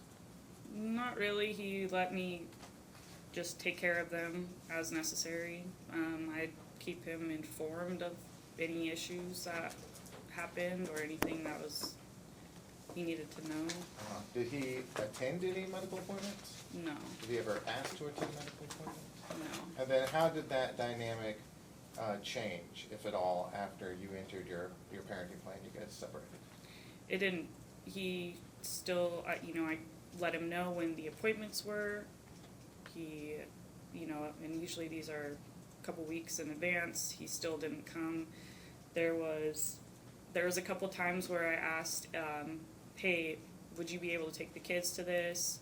If not, that's fine, I can reschedule, and I'd get just reschedule. Or my mom can do it, but he never attended anything Okay. unless they were ER visits. ER visits, okay. And then essentially the same questions for the children's education. What was the level of participation in education? I believe in 2018 Stanley attended his first conference with the school, but other than that, he wasn't, I don't think he really knew what was going on. He entrusted me to kind of handle that stuff, and he didn't go to any events or. Did he help them with their homework? He wasn't home. He was on the road. And even when he did end up at home, I'm not totally sure. I think he tried, but there were a lot of issues with backpacks being left at his house or stuff not getting done. This is after the separation you're talking? Yes. Okay. And was it basically the same dynamic during the marriage? Yeah. Okay. We did, well, you were here, you heard me asking questions to Mr. McElwain about the Christmas recital. Do you recall that incident? Yeah, there were What happened a there? few.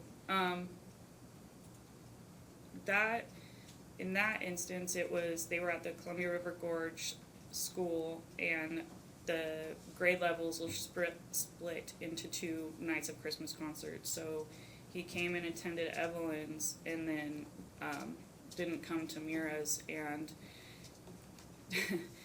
and I had to text him and I had asked if he was gonna make it, because Mira was the one that had the most eager to have him present, and he said he was gonna work, and I just was like, this is gonna be devastating to her tonight. She's all dressed up, looks beautiful, excited, and you made it to Evelyn's, but you're not gonna come to this one, so. And did Mira know that he had attended Evelyn's? Yeah, Mira I think she sat with him during Evelyn's.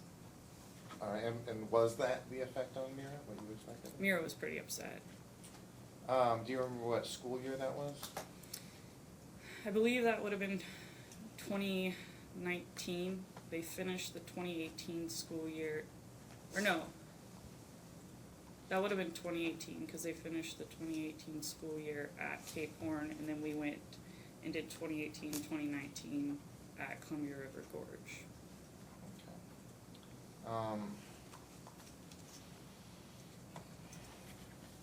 And do you recall Mac's field trip that I was questioning Mr. McElwain about earlier? Yeah, I had asked Stanley if he knew about the field trip. He said yes, and I said, okay, Do you remember when that was? Oh, October 21st. That was the day of the field trip, or the day that you asked Stan if he knew? I believe I mentioned there was communication about it, because he needed to sign the permission slip, and it was on his weekend. I believe I asked him the night before, Okay. just because I planned to attend and be there, and then. Can we kind of get some clarifying questions really quick? So the field trip was during your parenting time or Stanley's parenting time? It was his weekend, so it would have been So the his. field trip's on the weekend? The field trip was on the weekend? It was on a Friday, Okay. but he has Thursday to Sunday. I understand, I'm just trying to figure out, you kept saying weekends, I'm trying to figure Oh, out sorry, if you guys had Well, field The trip on long the weekend. weekend, the Yeah. extended parenting weekend. Well, yeah, I just wanted to know when the field trip actually was. Okay, so, what happened to Mac? So I got a call that he was at the school and the teacher was kind of not sure what was going on or what to do because none of the class was there. Everybody was supposed to meet at the pumpkin patch, and so I just swung by and picked him up and took him, and then Stanley would have had all that information that stated after the pumpkin patch they were going to let the kids go home, and since it is a private school, it's not like they ride the bus there and back. We're responsible for taking them. So of course I wasn't going to leave my son at the school, so I let Stan know, hey, we're headed back. I'm going to just get him some lunch and we'll wait here till you come pick them up. Okay, were there any other incidents similar to this Christmas recital and this, field trip where, Mr. McElwain, in your estimation, failed to attend or take the kids to school activities or extracurricular activities?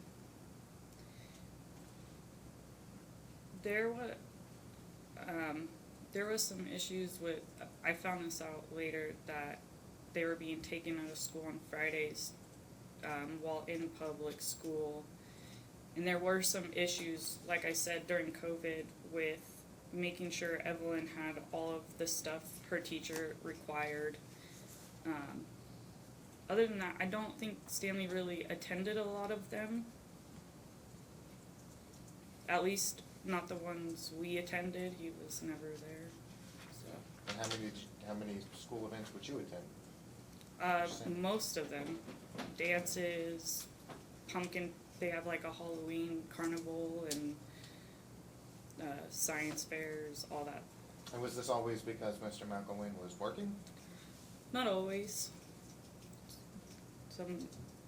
He had, he wasn't always working.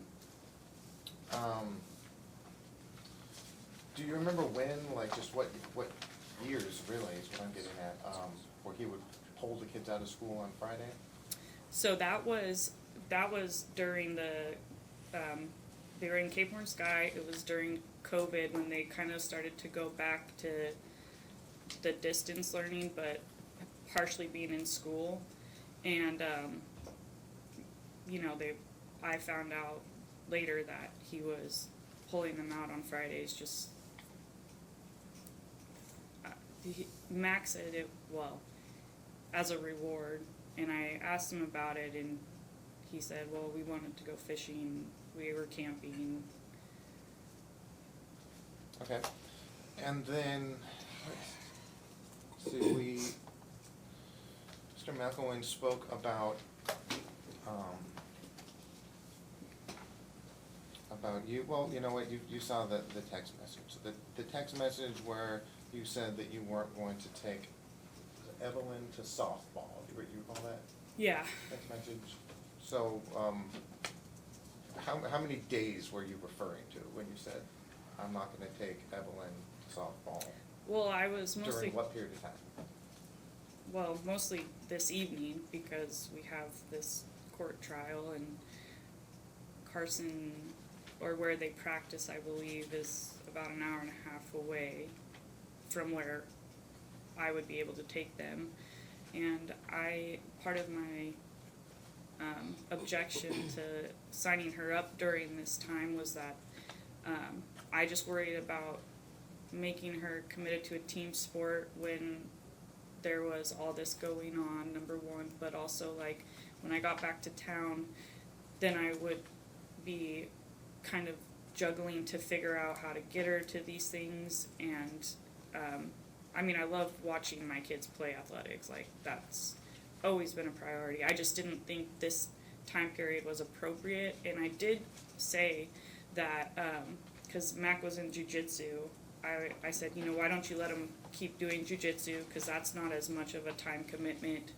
You know, it's okay if they miss a day or two when I'm here, versus, you know, missing a day or two when the team needs you. Okay.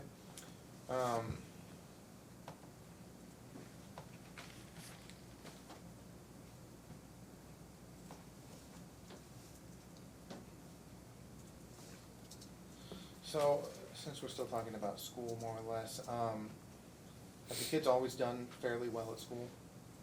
Yeah, during the COVID year, it was a little bit stressful, obviously, for them. I think Evelyn kind of actually had the hardest time during that period, and that was, you know, also a reason for homeschooling. COVID kind of threw a wrench into, I think, everybody's lives, but other than that, the kids have always done really well. They're intelligent, articulate, very smart, very proud of them. Have you seen anything that would lead you to believe that they're doing better or worse in school now that in the months they've been with Mr. McElroy? I was informed of Mira's reading dropping consistently over the last 2 terms, and then I know there was an incident with Mac and you know, a little girl and boy. Your Honor, I'm going to object because we're getting into hearsay, plus not to mention the fact that it's directly contrary to the documentary evidence that have been, Well, that's your been submitted. objection to hearsay is accurate, however, I think you should just rest on your Okay. documents. Go ahead. So your kids are, you heard they're doing poorly. Well, I just heard there was some concern when, after I left, I had reached out to Mac's teacher, Miss Mason, to see how his reading was going, because that was something we had worked on repeatedly, and she said that he wasn't doing too well. They had ended up getting him a tutor, and then once I reached out to Stan, I think that's kind of when he took some initiative and started helping spend some time reading with him. But Mac is one of those kids where if he doesn't think he'll have to do it, he'll kind of be like, oh, I don't know. And then you sit there and you're like, okay, let's do, like, we're going to do this. And he just blows through it. He's very smart. Like he does it fast. Oh, well, he knows how to read. He's just kind of a little stubborn. He wants the attention, I think. But. No doubt. So were they homeschooled prior before going to Riverside? Yeah, basically with COVID, they had done the home, like, distance learning, and that was really chaotic, and so it was clear that COVID wasn't really over. They weren't really sure what was going to happen, and I oftentimes, even during the school, like, one kid in class would test positive for COVID, and so one kid would have to stay home for 10 days, but not the other 2, and it was really a struggle for my schedule. The kids seemed to be having a hard time with it, and I just figured that since we had basically already been doing homeschool, that it would actually give us a bit more flexibility to make sure that they were well educated during that time, but also take a little stress off of all of us for trying to make sure they were at 9 a.m. Zooms and all this stuff. And Was this a joint decision then between you and Mr. McElvain? I had talked to Stanley about it a couple times. And was he opposed or for? He wasn't really for it, but he didn't really state why. He just was like, I don't want to, and I had asked him, well, I had kind of basically stated to him, like, these were the issues, and then, yeah, I gave him all the information regarding it, including access to their online logins, so he could participate however he wanted to. And did he participate? Not that I'm aware of. He didn't help look Okay. at anything or purchase anything or, So if your kids were to stay here in Clark County, or, I don't, Skamania County, sorry, would you, would you think it appropriate for, Mr. McIlvain to make all the decisions regarding where they go to school? no, I'd like to be a part of that. And so what do you mean by that? For him at least informing you so you know? Well, I'd like to be, informing me, but making me a part of the decision as well. Okay, so why do you think that should be that way now when it wasn't before? Well, I've always been a part of the decisions. Well, I know, I'm just asking now, why would it be okay for you to be a part of the decisions and deciding where the kids go to school and you were the one that made those decisions before? Well, he gave me the permission to make those decisions. You mean because of court? Well, in mediation, he basically Got it. stated he didn't want to. And so then when you guys went back in for the modification, did you agree to him having decision-making? Was he trying to get joint decision-making during that time? From what I'm aware of, yes. Well, you were there. I did ask him to mediate back in January of 2020. I'm asking this question. Did you fight him having joint decision-making during the modification? I didn't fight him. Well, Are you asking whether or not she objected to Yes. changing decision-making Yes, from that's what I'm sole asking. decision-making Yes, that's to the joint question I'm asking. decision-making? You didn't agree to that change, right? I don't. The thing that worries me about that is I Right. feel Which like would be I the next asked one question. question, I'm sorry, I think she's answering, the next Big question que- would be why were you opposed? okay, well, you can ask that why. I understand the why, I'm hearing all of the why, I'm just saying I'm trying to understand. I think what's important, I think for both parties to understand, is one of the things, when I'm considering what's in the best interest of the children, is how the parents are able to parent together, and whether they're willing to share, and whether they're willing to be gracious. And from what I can see, what we've had so far is, there has been one parent doing most of the parenting, I would agree with that. But I don't think it's been by choice necessarily. Do you So think it's like, that if he I were to was let me finish, Yeah. so that you can direct your testimony to the direction I'm trying to go. If the kids are go to Florida, I think that there would be no parenting by Mr. McIlvain, because even while he was here, he was pushed out.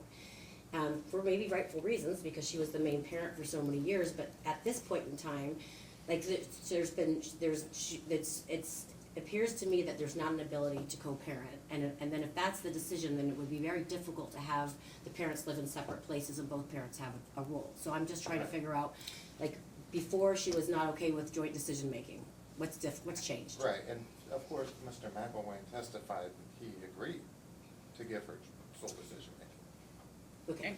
And typically, people are, held to their agreements when they're Well, ratified but yeah, by but then a he court agreed order. to it, but then he realized what it meant was he was no longer gonna, he agreed thinking that theirs was gonna be the same as before when he was a participant in some form or another, but then we went, and you'll get into this, hopefully, the testimony was that he was bargained with, yeah, I'll give you the ability to have this time with their kids, or this joint decision-making, if you do this, that, and the other. I think it's a vasectomy. I didn't.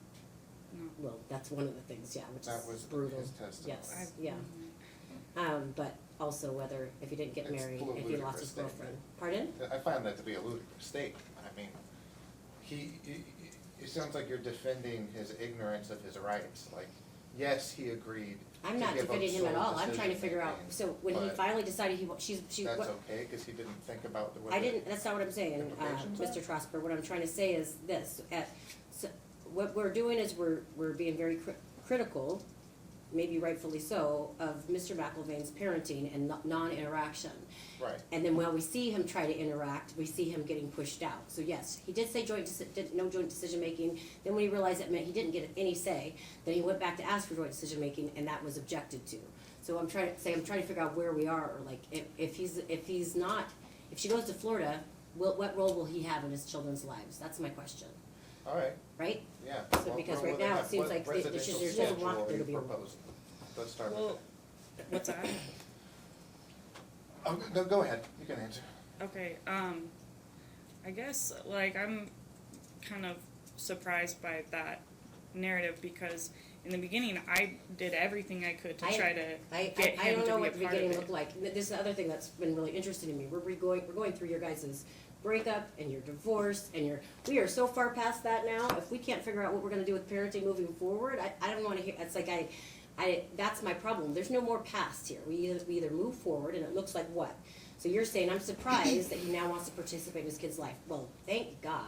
No, So now I how are we agree. gonna do I'm this? actually very like, to be honest, like if this was the behavior for the last 5 years, like this would be a whole different situation. Mhm. But the reality is I have kept him informed. I've tried to keep in contact. I've never quid pro quo'd him with our kids.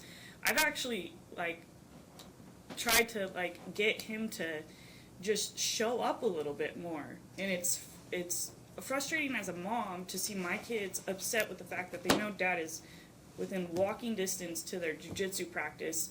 He's home and he comes in but doesn't actually sit there and hang out with them or pay attention. Like, Okay, I understand. So then I guess my other, I mean, this is, I think it's hard, what do you think of the GL report? What do you think of that? You think it was kind of baloney? I do. Yeah. I feel like that was very one-sided. I did talk to her about the benefits. I mean, I didn't. I don't just mean that. I mean, it's just like, I mean, the relationship that you describe with your kids and their father is completely different than what everyone else describes. So I'm just trying to figure out why. Why is that so? I think I've just been basically villainized for everything. Can I ask you another question? I'm sorry, I know this is not my necessarily my role. I was looking through some of the exhibits, and I was looking at the text messages when you were regarding the lack of phone calls that you were a response from your kids. Yeah. So I was looking through them, and they're your exhibits. So those exhibits have you grilling the kids, basically saying that dads must be setting controls on them, asking them to send screenshots so they could see whether or not they were receiving the phone calls. It's really concerning to me. Well, it's concerning to me that I am calling my kids and not being able I to get in understand touch that. with That's them. gotta be really difficult. It wasn't. But give me a second, but your kids in those text messages, they say stuff to you like, we were at the cabin, sorry mom, my phone died, mom, sorry.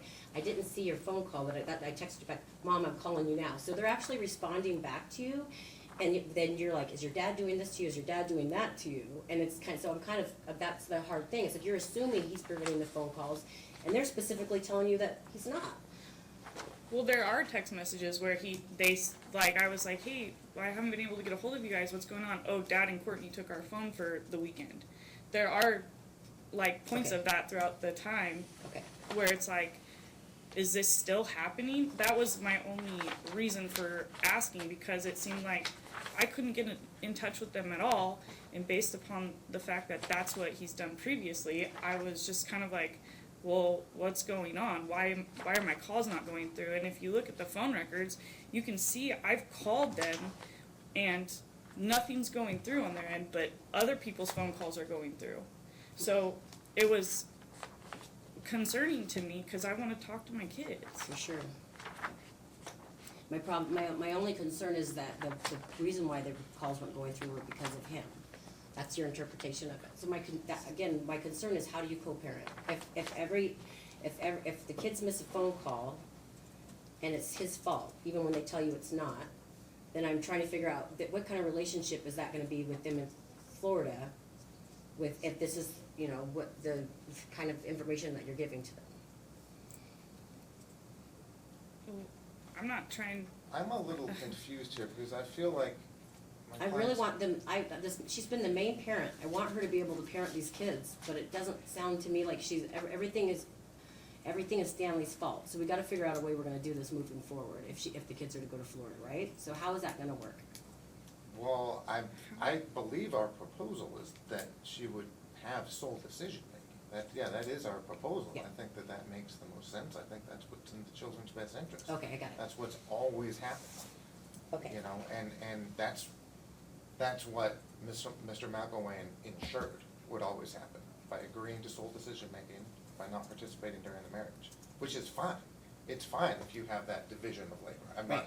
I'm not saying that he's necessarily a bad guy, but I am saying that he should be held accountable for his actions. And, you Okay. know, the fact that my client's been established as the sole provider of these daily and broader parenting functions, I mean, I think that's what the statute is getting at. so. Right. And Your Honor, my brief response to that is that same argument was made to Commissioner Sasser. I Commissioner understand. Sasser saw the need to modify this plan. I understand. And I would note that my client was a representative at that time, and you've noted from Ms. the Prosser, bench that Ms. hurt Prosser represented her. No, Oh, was I she? did not have an attorney at any of the hearings. Why was Ms. Prosser was? She was, yes, she was In attorney court? of record. I don't know what the date of her withdrawal was, but she was the attorney of record. Did So, she appear for the hearings before Ms. Sasser? I believe so, yeah. I have reviewed those videos. I haven't looked at them, but you're saying because she wasn't represented is the reason why she lost You the. have commented frequently from the bench that that negatively impacted It her can, case, it and I definitely agree can. with you. Yeah, okay. All right. So, one more thing involving school that I have to touch on, because it was a pretty salacious accusation on Mr. McElwain's part. Did you ever slander him at school or speak badly about him to school employees? No.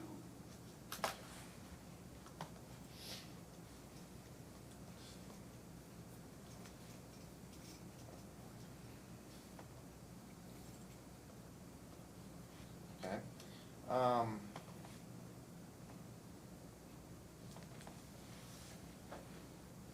Did you ever, in any circumstance, offer Mr. McElwain more residential time with the children in exchange for something else, anything else? Absolutely not.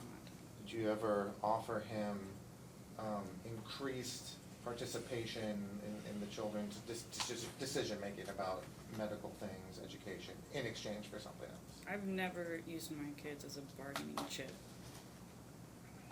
for anything. Did you ever ask him to get a vasectomy for any reason? No. Did you ever ask him to leave Courtney for any reason? No. Ms. Kraus, I should say. I've actually never commented on their relationship. I've only ever asked that she just leaves me alone.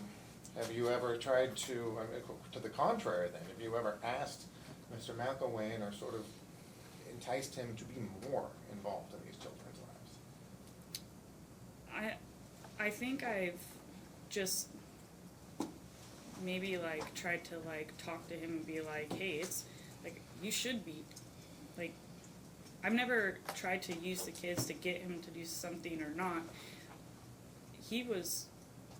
I was more than willing to talk to him about a lot of these things, and I tried to get him. We were okay actually in the beginning, I felt like, and then, I don't know what really happened, and then like I said, in December of 2022, I was like, I'm done fighting, like, can we go to mediation? Like, let's talk about these issues we're having and get to a better parenting plan, and he just completely ignored the whole thing.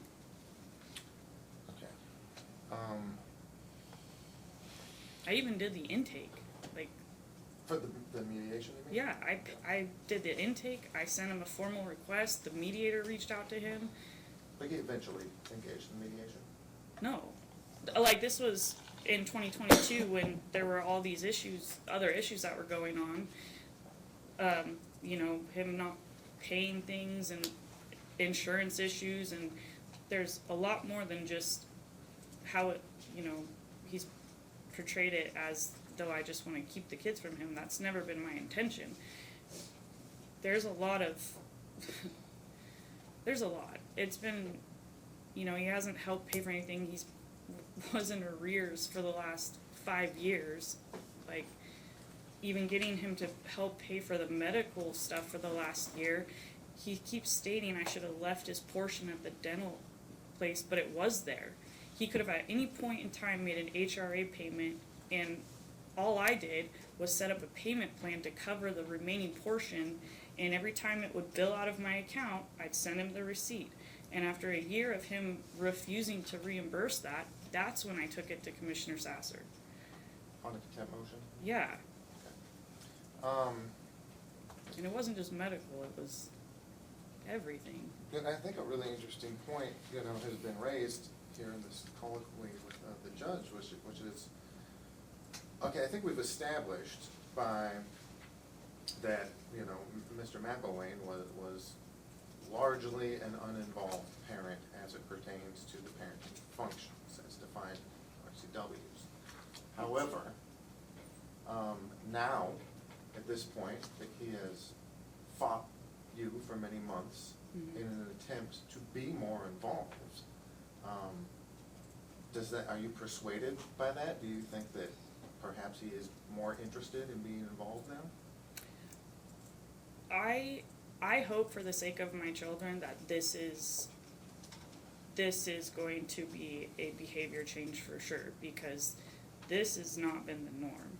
And I get that, being a single parent, there's a lot of, there's a lot that goes on to that. And I love being a mom. And if he's gonna be involved, that I know that's what my kids want, and that's what I've been upset about over the last couple of years. Just pay attention to what you're doing and how it, like, some of the things you do, or I guess that's kind of hearsay what the kids have told me, but they've said it to the counselor too, and there's just I do think it's important for their father to be a part of their lives. I never made this decision with any intention to hurt that relationship, but it wasn't there like this before I had applied for this and pursued this option.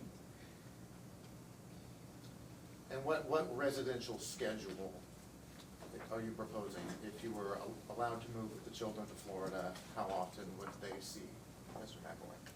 Well, I think in my original proposal, I put on there basically he'd have all of the summers, all of the winter, every spring break, and if you want, whatever extra holidays we could do to figure it out. I'm not trying to keep the kids from him. Like, if there's a way to get it as even as possible, I think that's what's best for the kids, because we both love them. Like, this has not been a fun 6 months. So you're saying that if you were still here, you would agree to 50-50?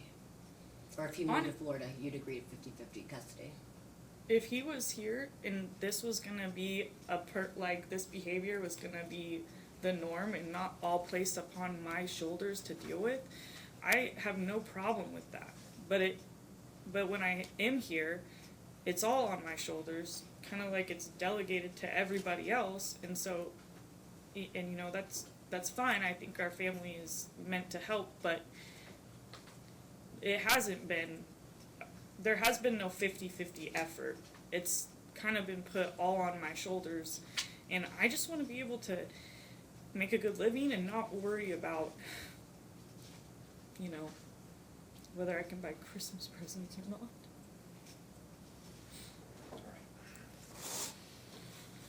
Okay.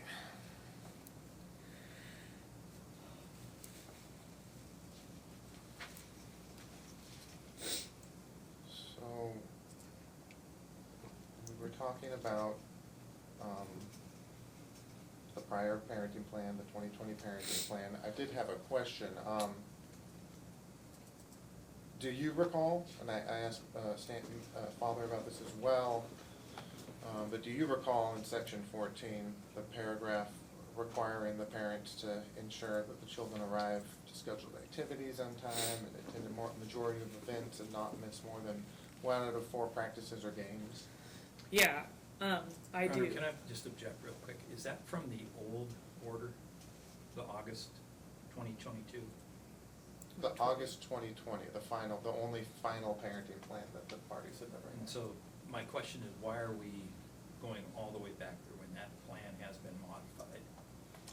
Well, because I believe, like Your Honor, said it, that it is important to see how we got here, how we got to this place of father not having decision-making.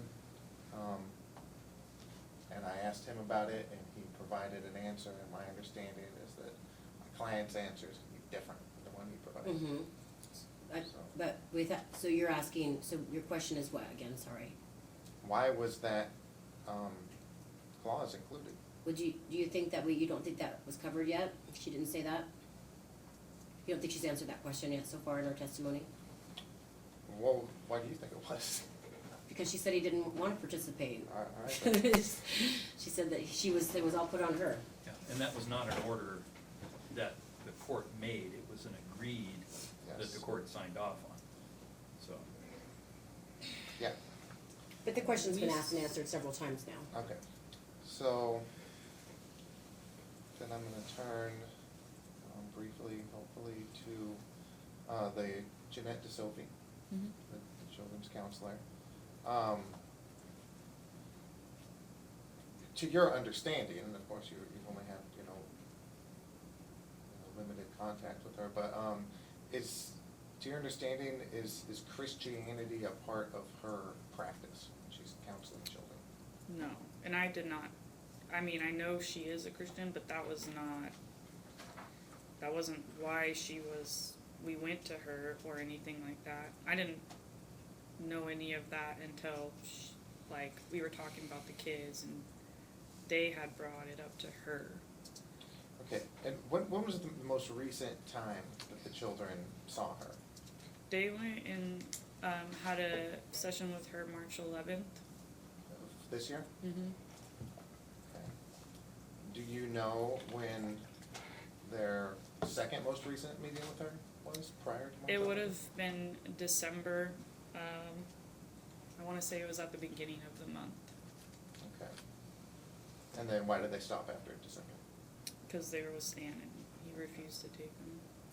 And how often did they see her prior to discontinuing counseling?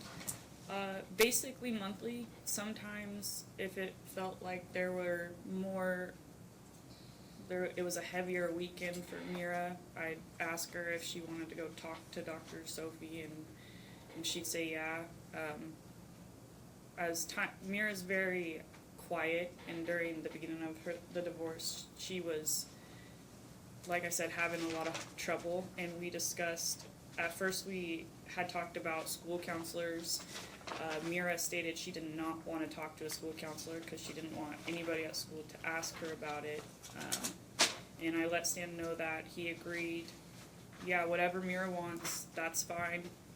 And so, Mira took a little while to build a rapport and be able to trust and let her feelings out, but now she's really established a relationship with Dr. DeSophie. Okay. And I guess, why were they going?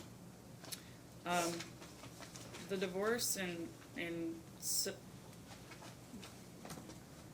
the way the divorce happened and things they had been exposed to over at Stanley's with him and Courtney were very concerning.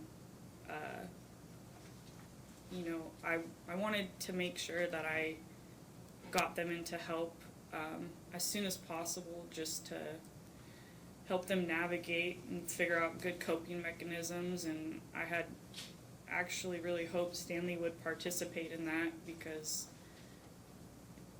I wasn't trying to attack him and be like, oh, and I actually at one point I think I said, if there's things that they're telling you that are concerning, please let me know, because I just want them to be okay, and so. Can I ask a question? Did you ever get access to the kids' counseling records? No. Okay.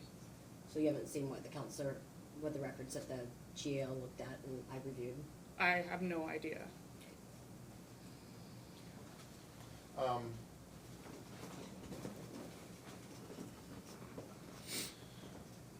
Okay, changing gears. What are your reasons for relocating to Florida? Well, obviously, the opportunity I had to make a substantially better living for myself and build a career was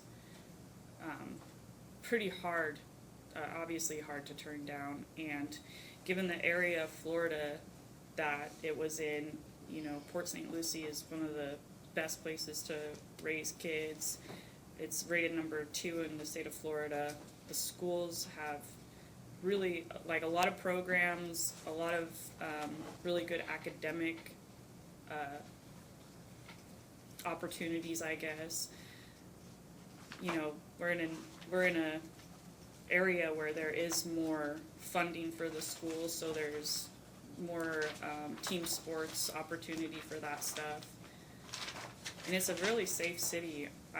When I go to work or on my way back, there's bikes at all the bus stops because all the kids ride their bikes to the bus and then they just leave them there in a pile.